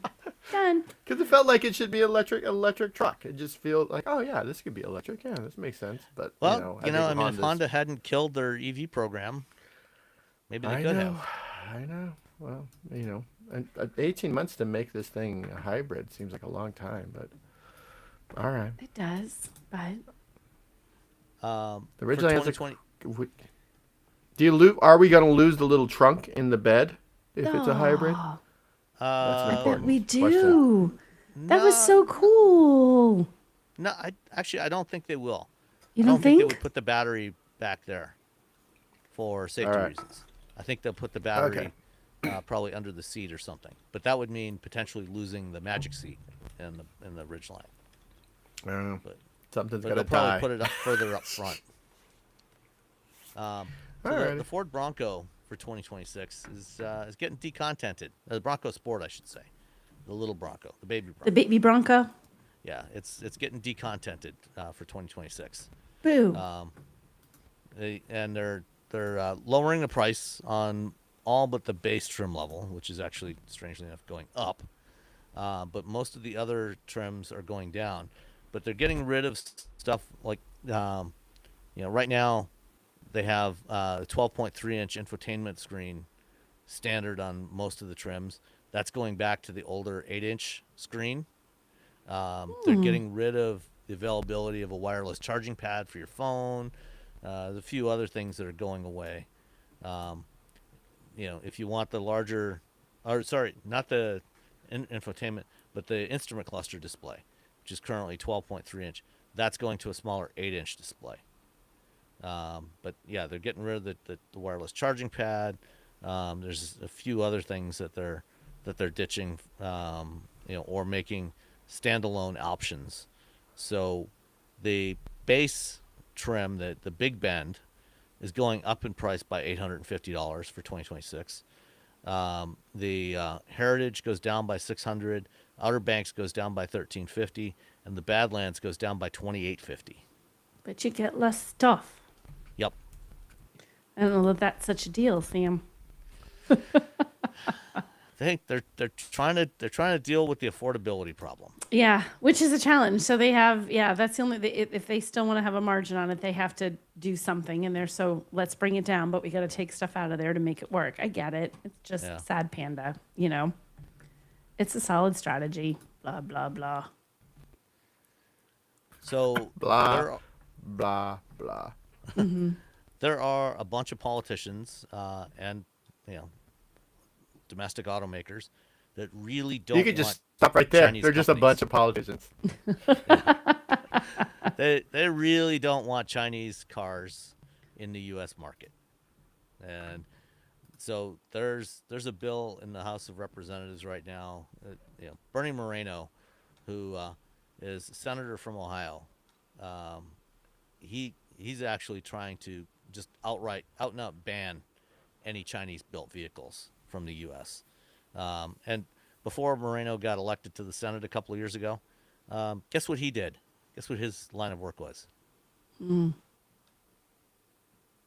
He's a car dealer. Car lobbyist. Oh, a car dealer. All right. Yeah, even better than a lobbyist. He was a dealer. So he's So trying to ban. he's still a car dealer. Yeah. So he's trying to ban Chinese cars altogether. But in the House, there's something called the Motor Vehicle Modernization Act of 2026, which would prohibit automakers that have any direct or indirect equity interest by a foreign adversary government, such as China, from importing, selling, or manufacturing vehicles for sale in the U.S. Um, Volvo is Chinese owned. They are technically publicly traded, but Geely owns like 80+% of the shares. But Geely is not technically, at least that we know of, owned at all by the Chinese government. However, BAIC, Beijing Automotive Industries Corporation, is owned by the Chinese government, um, and BAIC owns about 10% of Mercedes Benz. Dun Um, dun dun. if Dun, dun, if this bill dun. if this bill goes through unchanged, um, Mercedes could be barred from doing business in the United States. Which That's sounds crazy. Do you think that could actually happen? Uh, who knows? right It now, doesn't feel like it. I I would. wouldn't be surprised. Gosh, that would be crazy. I feel like they'll figure something out and that won't actually happen. I hope so, but never know. So if you're in the market for a Mercedes, you might want to get one sooner rather than Speak later. now or forever hold your peace. Is that where we're It getting to feels now? like they're just. I mean, Alabama's going to lose its mind if they do this.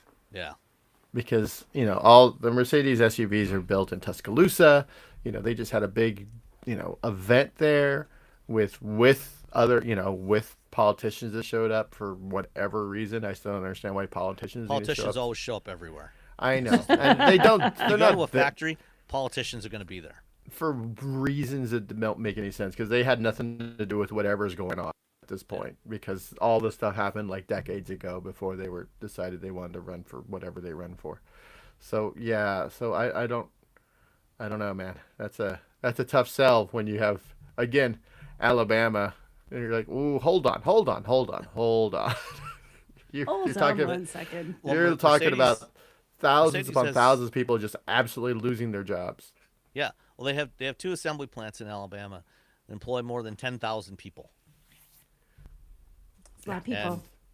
they would have to shut them down Yep. unless BAIC sells their stake in Mercedes, or this bill is changed. To be fair, right now this is only in the House of Representatives. There is no Senate equivalent of this particular bill, so it might not go anywhere. But yeah, BAIC owns like 9.89% of Mercedes shares, and 9.6 or 9.7% of Mercedes shares are owned by an investment firm owned by Li Shufu, who is the CEO of Geely, or he's founder and chairman of Geely. And So between them, the Chinese own about 20% of Mercedes Group. Yep. Got So money. yeah, Buy um, the thing that makes money. yeah. The And then of course there's Volvo that I mentioned. Volvo is primarily owned by Geely, which is not government owned, but you know because they do a lot of collaborative engineering work with other Geely Group brands. there was concern because back in 2024, prior to the last election under the Biden administration, they issued some new regulations called securing the information and communications technology and services supply chain for connected vehicles. Basically, what that said is that for security reasons, vehicles sold in the U.S. could not use any software or connected vehicle hardware sourced from China. So they, I remember talking to somebody from Audi back, when this first came up, and he said, by 2029, all this stuff has to be out of all vehicles sold in the U.S. And he was saying, they're having a hell of a time, going down through their entire supply chain and trying to source where every bit of code and every component comes from to make sure that there's nothing coming from China related to connectivity or safety systems. And so Volvo is the first automaker to submit request for compliance authorization, or authorization under this rule, showing saying that we don't have anything China sourced that fits under this rule, and they got their authorization this past week, so they can continue to build and sell cars in the U.S. They currently don't build that many of them, but they're but they can. But I mean, it also applies to the vehicles that they import from Europe. So they're the first ones to get authorization to do that. Cool. Very cool. So for now, Volvo's safe. I have stories from friends who've gone to China, and they clearly know that they're being watched while they're there because they come over for the United States. Your whatever device you have, it's only as safe, it's only as secure as the least secure part or piece of code. That's just InfoSec 101. That said, if we had some really quality privacy laws in this country, this would be less of an issue. But we can't do that because ad networks. We don't want to upset the ad networks. Can't make Facebook angry. Well, I regularly get calls from reporters to comment on some of this security stuff with China, because people like Moreno and others are saying we can't allow the Chinese in here because it would be a security threat, because that they have Chinese cars driving around here with cameras that could be sending data back to China, and it's like, excuse me, but pretty much 100% of new cars sold in the United States right now have cameras on them and have data connectivity. If the Chinese wanted to do this, if they wanted to spy on us using cars, which would be an extremely inefficient way of spying on the United States, by the way, but if they wanted to do that, they could just go and buy some Fords or GMs or Toyotas or Hondas, and tap into those cameras and get that data and send it back. They don't need to sell cars here to do that. Also, they can just buy the data. You can literally just true. GM got in trouble for selling data that wasn't clearly, the FTC and California both said you didn't really tell people that you were selling data like this in a way, but you can just buy, we gotta watch out for China. I'm like, China can just buy the data just like everyone else does. Go to any of a dozen data brokers, and they'll gladly sell you all the data you want. Yeah, or just we can't let China get this data. I'm like, well, then we should have some privacy laws. Nah, let's not do that. Let's not fix the problem. Let's just let's do some performative legislation that'll fix this. Even though it doesn't. I mean, again, they could just China. You can't sell anything with these things. Cool. So China just buys the data. Let's say a Volvo's going around and they could just buy the data from a data broker. Yeah. Womp womp. Legally, they could legally just buy the data. So good times. Ford ended production of the Escape and the Lincoln Corsair back in December at their Louisville assembly plant, so they could retool the factory to build their new universal electric vehicles. So Ford the only vehicle Ford has in like the compact crossover class now is the Bronco Sport. Um, Which is but just a better Escape. It's the same platform. yeah, uh, but the Escape name may be coming back. Ford has said they're planning to build other vehicles off that same platform, in addition to the $30,000 electric truck. And when we toured their EV development center, we saw some clay models, under silks, one of which looked, very much like an Escape sized and shaped vehicle. And so Ford authorities reporting that by 2029, the Escape name could be back on an EV crossover based on this platform, which I think that would be pretty good for Ford. If they can sell that, for low $30,000, $30,000 price point. I think that could be a pretty competitive vehicle for them. Definitely. To bonkers amount of cars. So Yeah. So Nicole, Yes. tell us about your visit to Virginia. So I went to the Insurance Institute for Highway Safety this week, the IIHS, with the folks at Mazda, and they let us go and see a moderate overlap front crash test for the Mazda CX-5. And we get up on this. You literally go and we walk the facility. We got to walk the long, so they call it a runway, but it's this long giant hallway where they rush the car down to its ultimate demise. We go down there and we see them all loaded up with sensors. We come back. We stand on this gantry that the car literally comes down the runway right underneath you. Kablamo goes into the barrier. And they took us to see this. This was like real testing. It's only one part of the testing. We don't know what the results are. And Mazda was very careful to say, don't speculate. We don't know. Like you look at it, we don't know anything. I don't know the first thing about what a good crash test versus a bad crash test really looks like. But what was neat to see it. And it was the amount of figuring stuff out and the data and the engineering that goes into this is insane. Like, we all know that vehicles are designed to be as safe as they can be. But when you see them do this and you see what they do and you see why they do it, it's really pretty impressive. So, we won't know how the CX-5 actually did. I think they said 5 or 6 weeks. It'll be sometime this summer, because there's also more than one crash test. They crash a bunch of Mazda CX-5s to get all their results. This was just one result to give us an example of it. And there were some kind of neat things that I just didn't know. So, when you see all those videos, they're always like perfectly lit videos. They have these special lights that hang over the area where you do the crash test. They put out 75,000 watts when you turn them on. So literally the crash test countdown begins. The lights are not on yet. And they turn it on sort of right before the end, so that when the car comes in, it's lit up at the right moment. Then it just stays lit for, it's 1 minute that it's lit up for. That's it.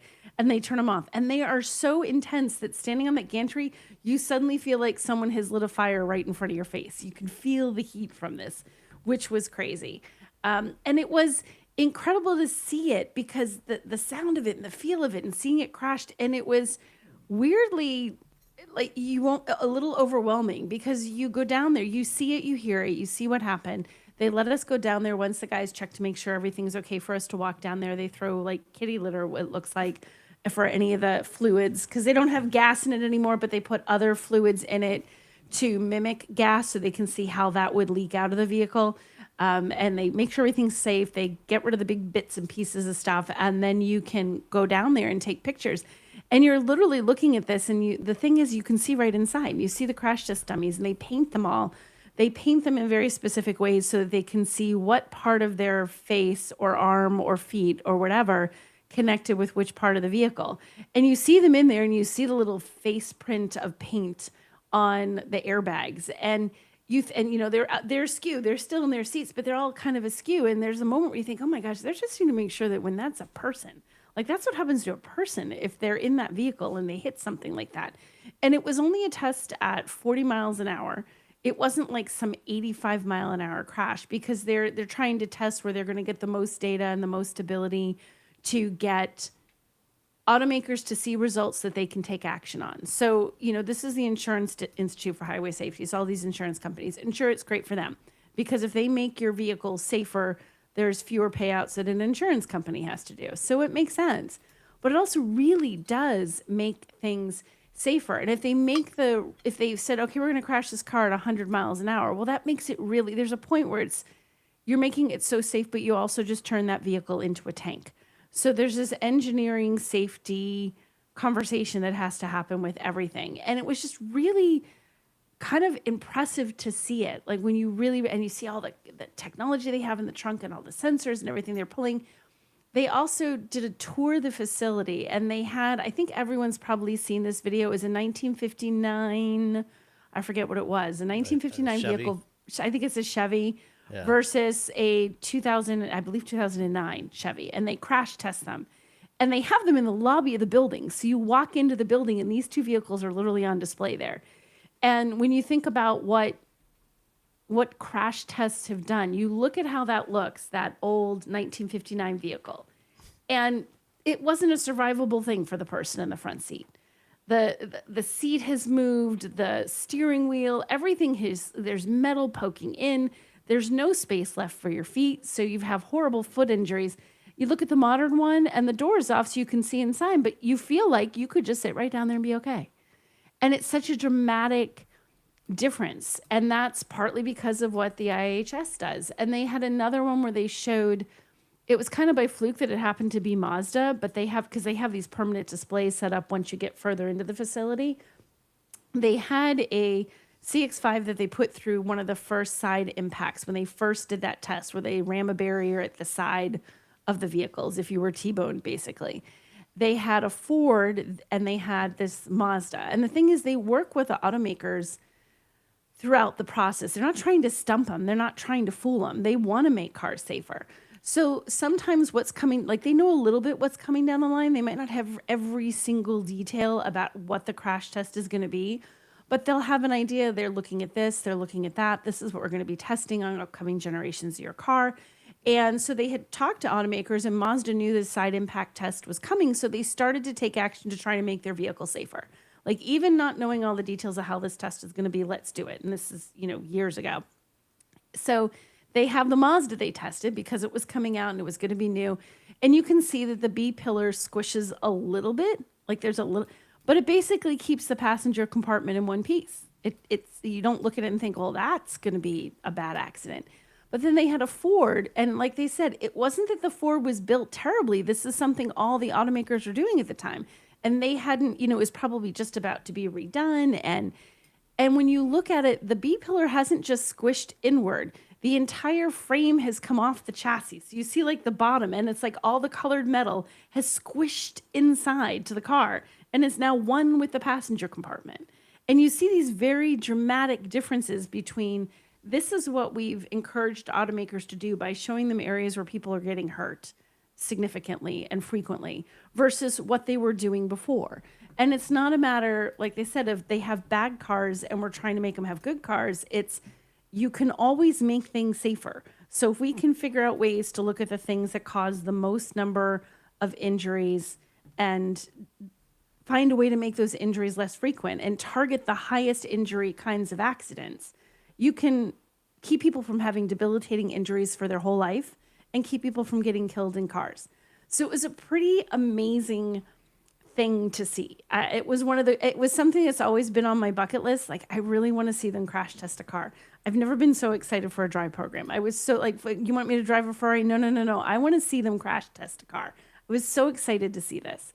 And it was really impressive, and seeing all of their displays and seeing how much cars have changed, even modern cars. Like, it didn't take that 1959 Chevy to prove this makes a difference. You're looking at modern cars and seeing, we weren't doing something here, now we are. And they keep talking about how they're constantly changing it to make it a little bit better, a little bit better, a little bit better. And it's all about keeping people safe. So it was impressive. It was one of the coolest things that I've gotten to see in this job ever. Cool. Yeah. Did IHH, are they the ones that did the Toyota Corolla test a few years ago, where they showed like an early 2000s and then a modern Toyota Corolla?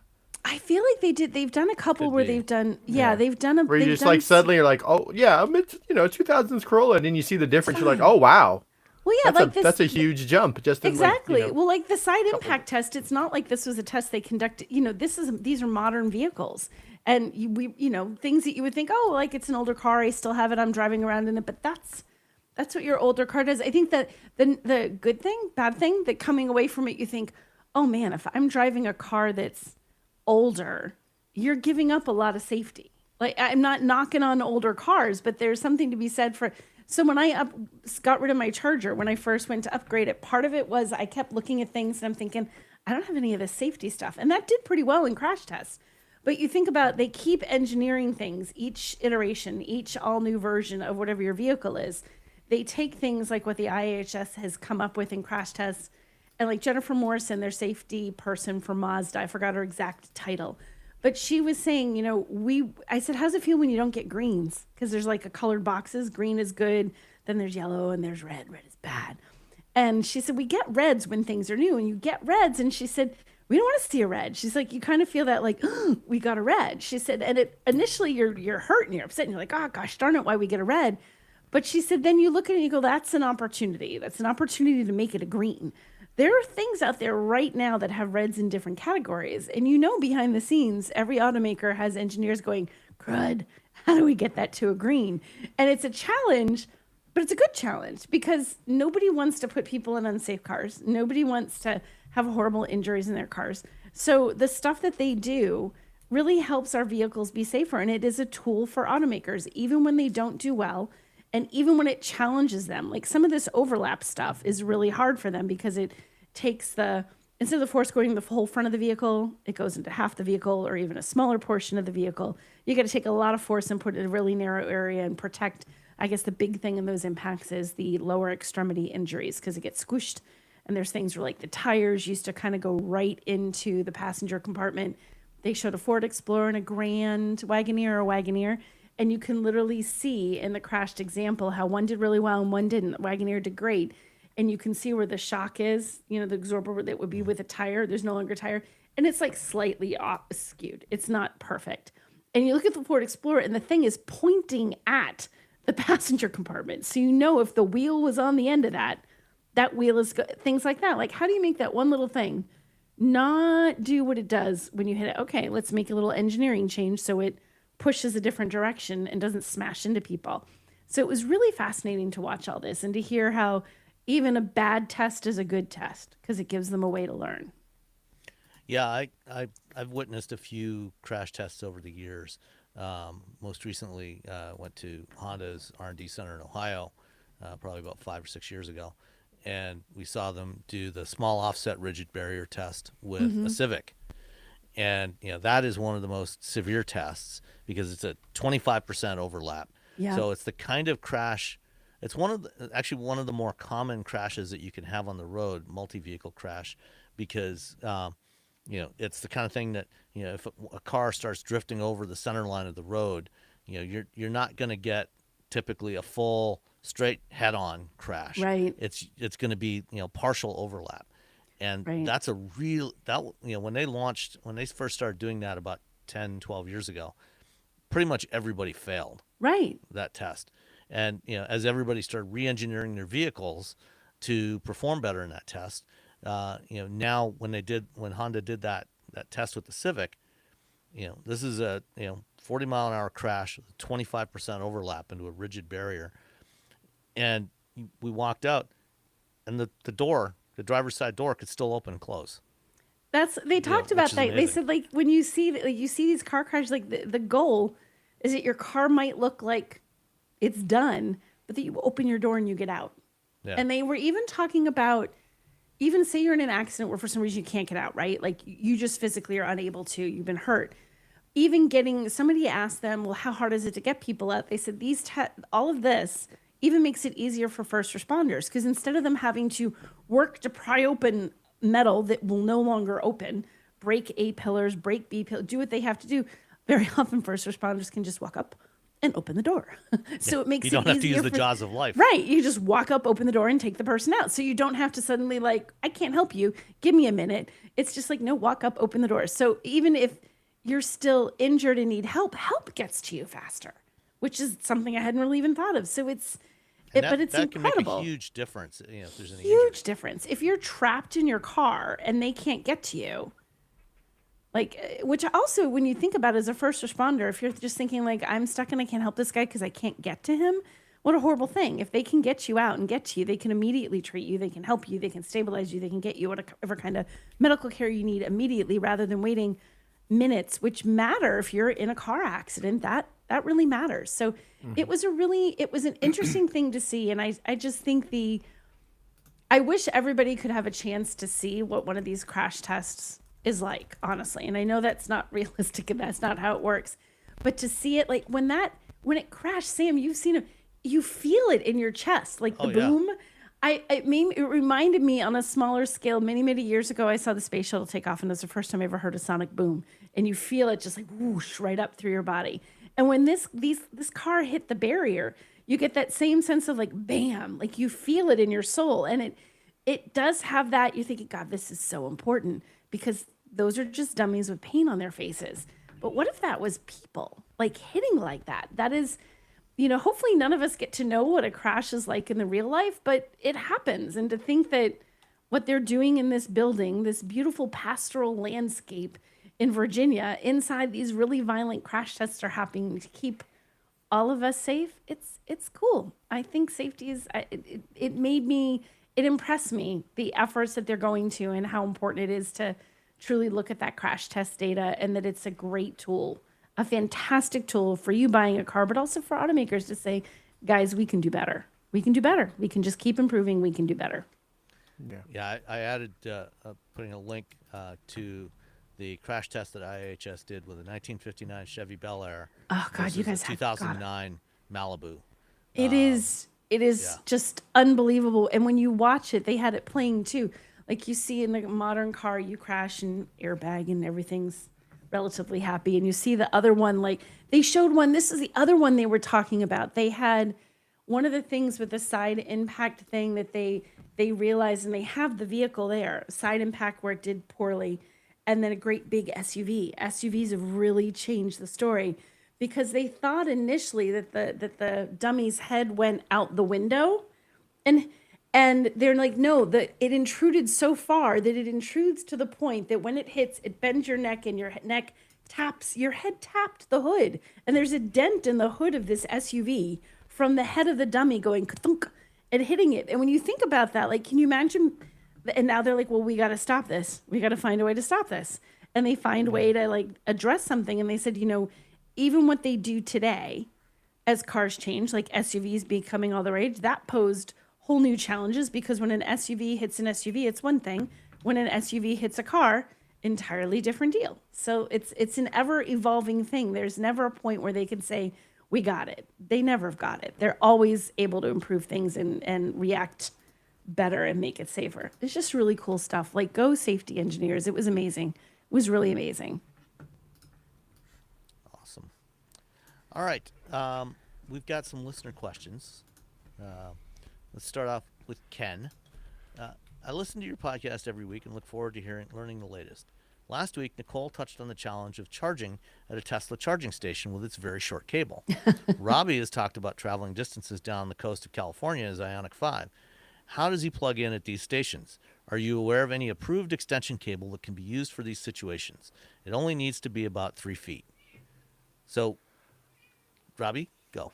So when I was doing my traveling, I was with my NAX, not my NAX, I'm sorry, my CCS 2024 Ioniq 5. So I didn't stop at any Tesla charging stations when I did. I stopped at Electrify America stations. Well, because you were So I getting free didn't have charging, any. so. Yeah, I was getting free charging. So like all these trips down south, up and down the coast, up and down the states, they were free because I had free charging. That goes away like I don't know. We turned the car back in on Friday, so it's gone now.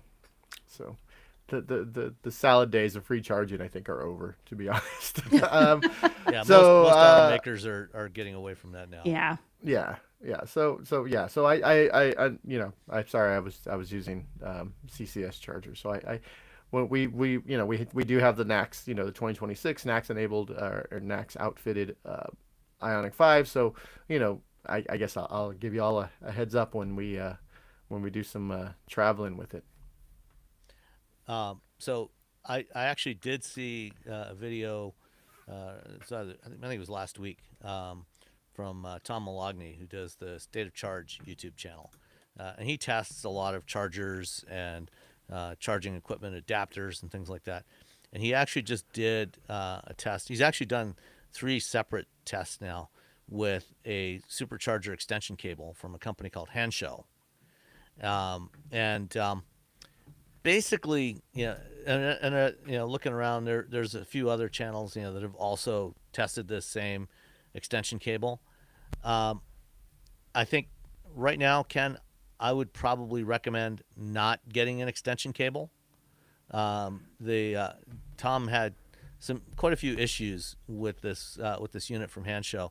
Previously, he had tested prototype cables that they sent him, and those had some issues with not cutting off the power flow when you press the button to disconnect it. So you could conceivably unplug it while the power is still flowing, and then get a pretty substantial arc, Ooh, jeez. electrical arc, which would be bad. They fixed that. Hanshow fixed that, They so fixed the that "you might get shocked and died" part. yeah. Good So God.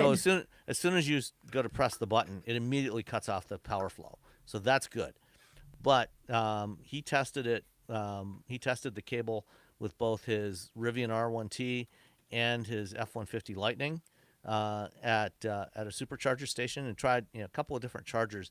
In each case, the charger it would stop charging after about 7 or 8 minutes, and it would not continue.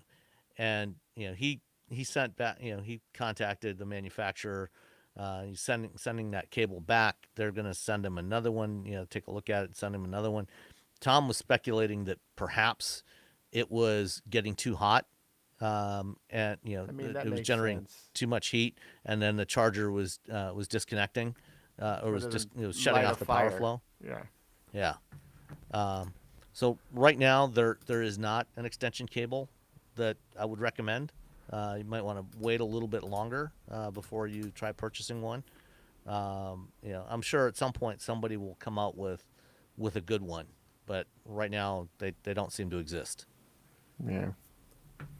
Womp womp. Boo. Here's another one targeted at Robbie from Martin. This message is for Robbie, since you own one. My name is Martin, and I live in Salinas, California. I'm interested in possibly purchasing a used Ioniq 5. And according to Consumer Reports, it tested very well, but was not recommended because of reliability issues. Have you had any problems with yours? Thank you for any information you can give me. Enjoy listening to the show. We didn't have any the last few weeks we had the car. The regen started making a weird noise.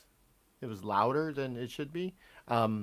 We, but I took it to the dealer didn't have a spot for it to get looked at in the service center. I talked to the person at the dealership. I'm like, hey, before it didn't have time to fix it before the car had to be turned in for the lease.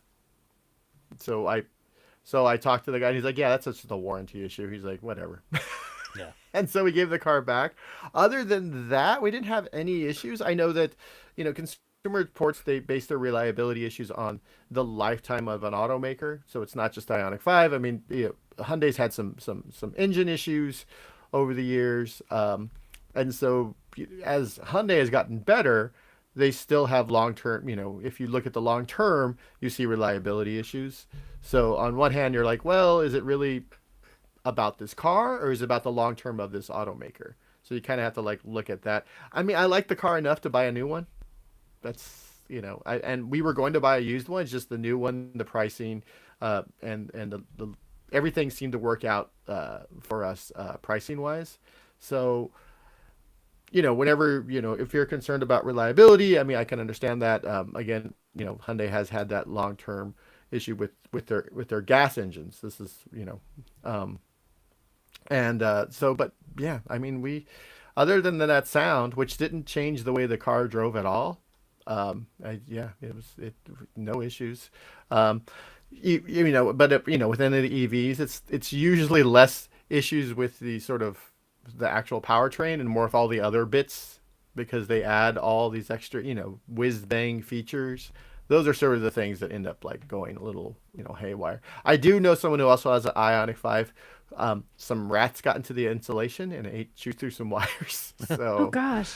But that's yeah, not an EV unique that's not. problem. Yeah, that's not an problem. That's a rat That problem. happened on my 1990 Miata.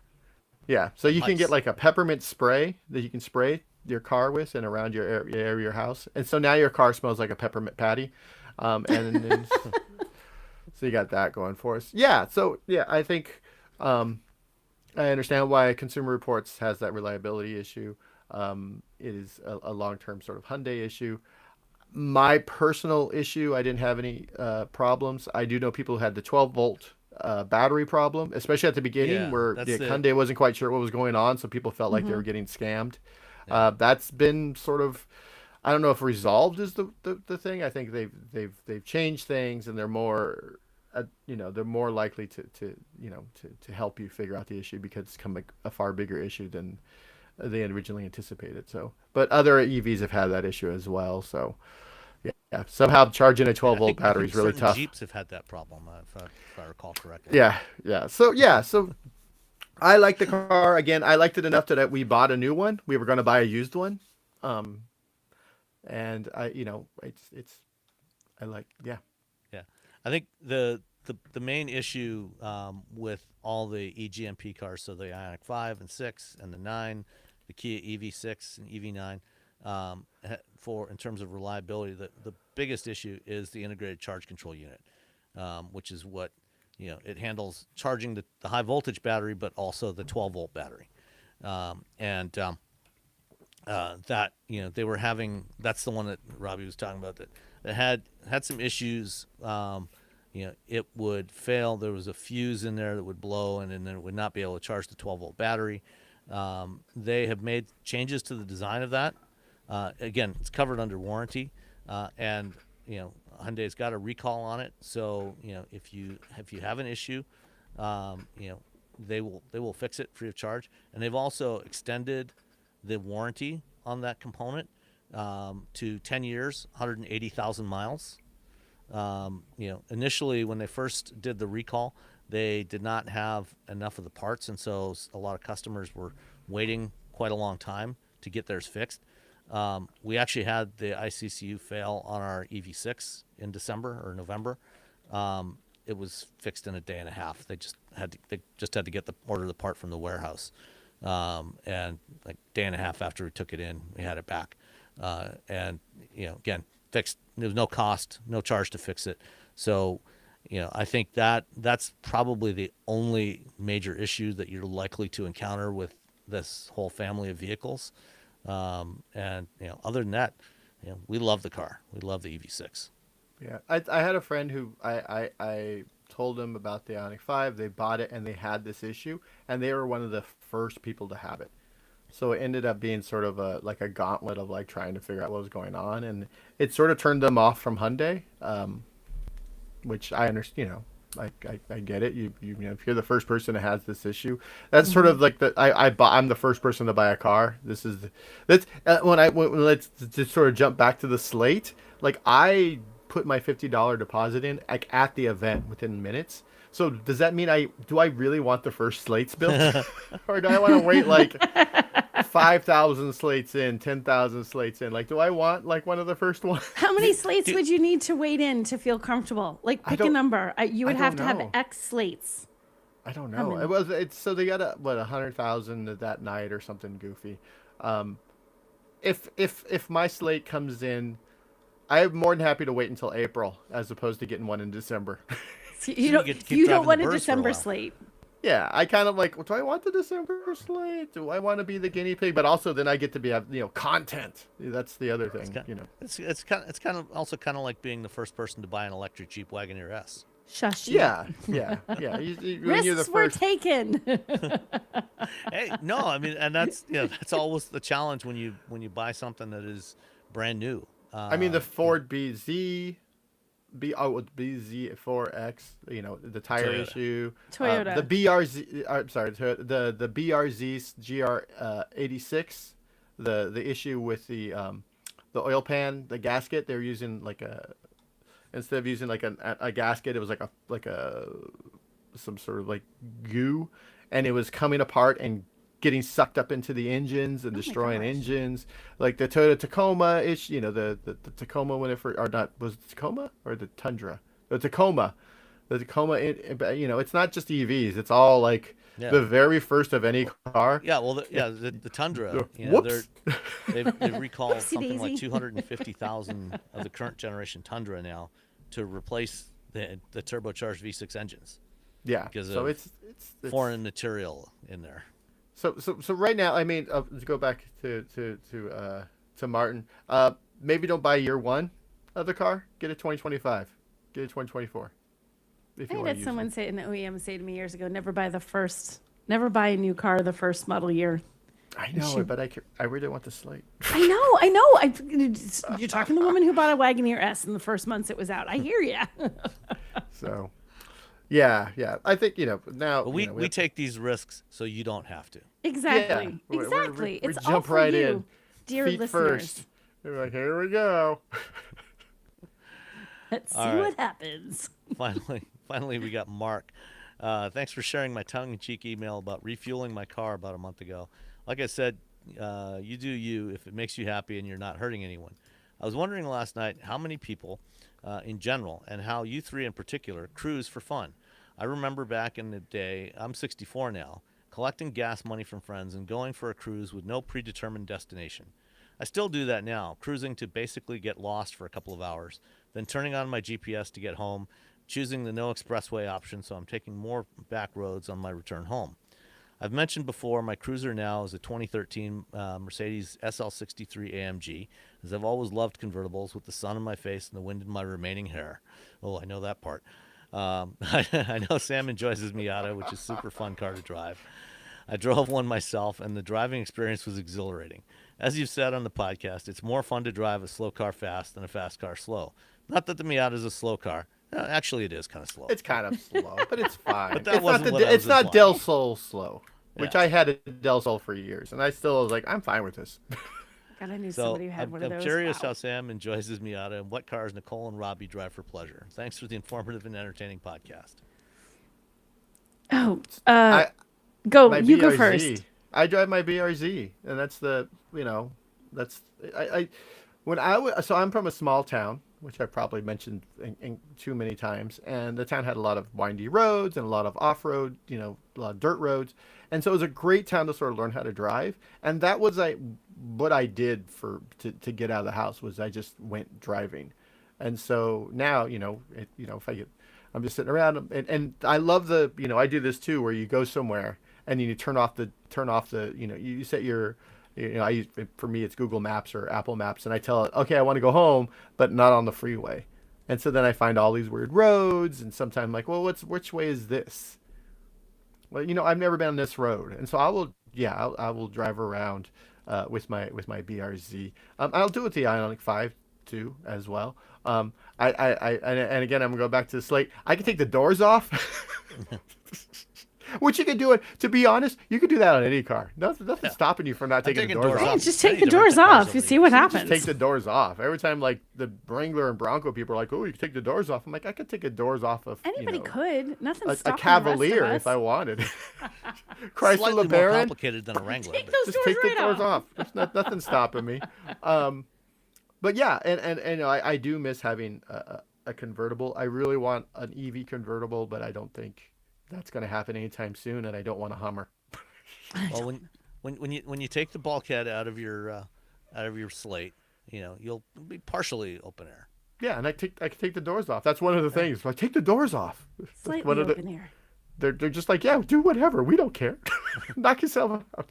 So I take What the about you, bulkhead. Nicole? I take the doors off. I get like a little system for my dogs so they're not sliding around, little leashes for them so they can hang out. And the little one will want to sit in the passenger seat, and the big one likes to hang out in the back. And I just drive around. I think for me, it's not one car. I mean, because we'll take Russ's car out, and we'll, when it's nice and doors off, windows off, top down, all that kind of stuff. Do you I ever put just the like windshield down? never, because I don't want bugs in my teeth.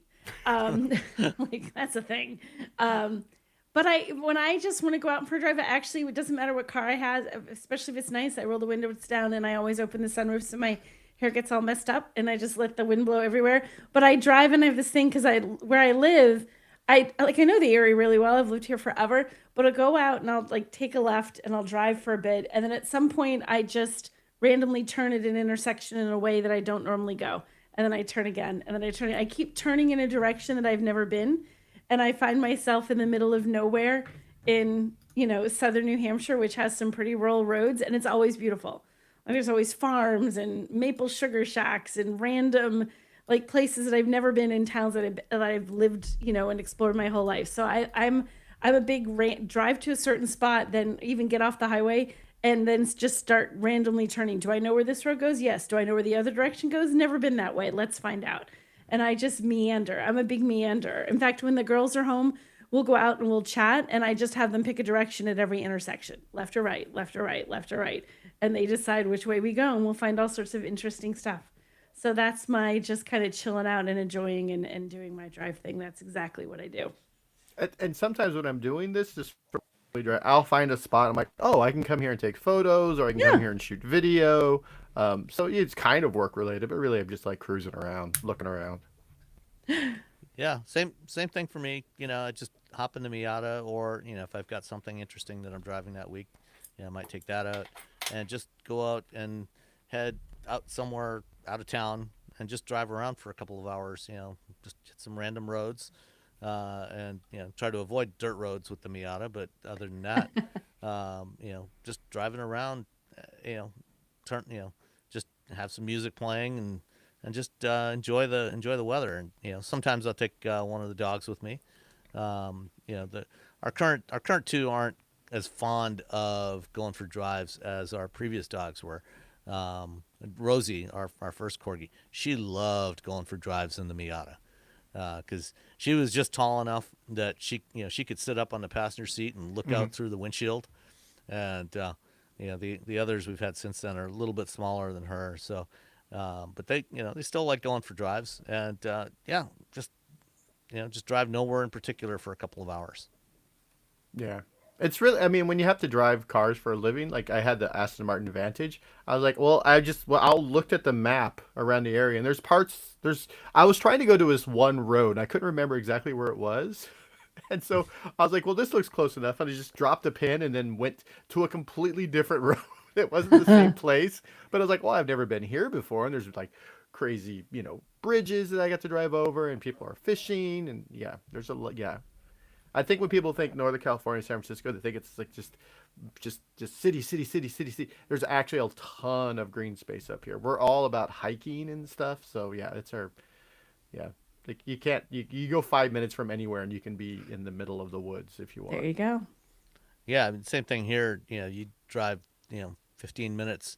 Like basically if you go, I live just to the east of Ann Arbor, and if you head north and northwest from Ann Arbor, it's full of forested areas and trees and lakes and rural roads. To the south is more farmland, but to the north, lakes everywhere. And I mean the roads aren't necessarily great, but it's just a beautiful area. So I enjoy doing that. There you go. All right. Well, thanks everybody, and we will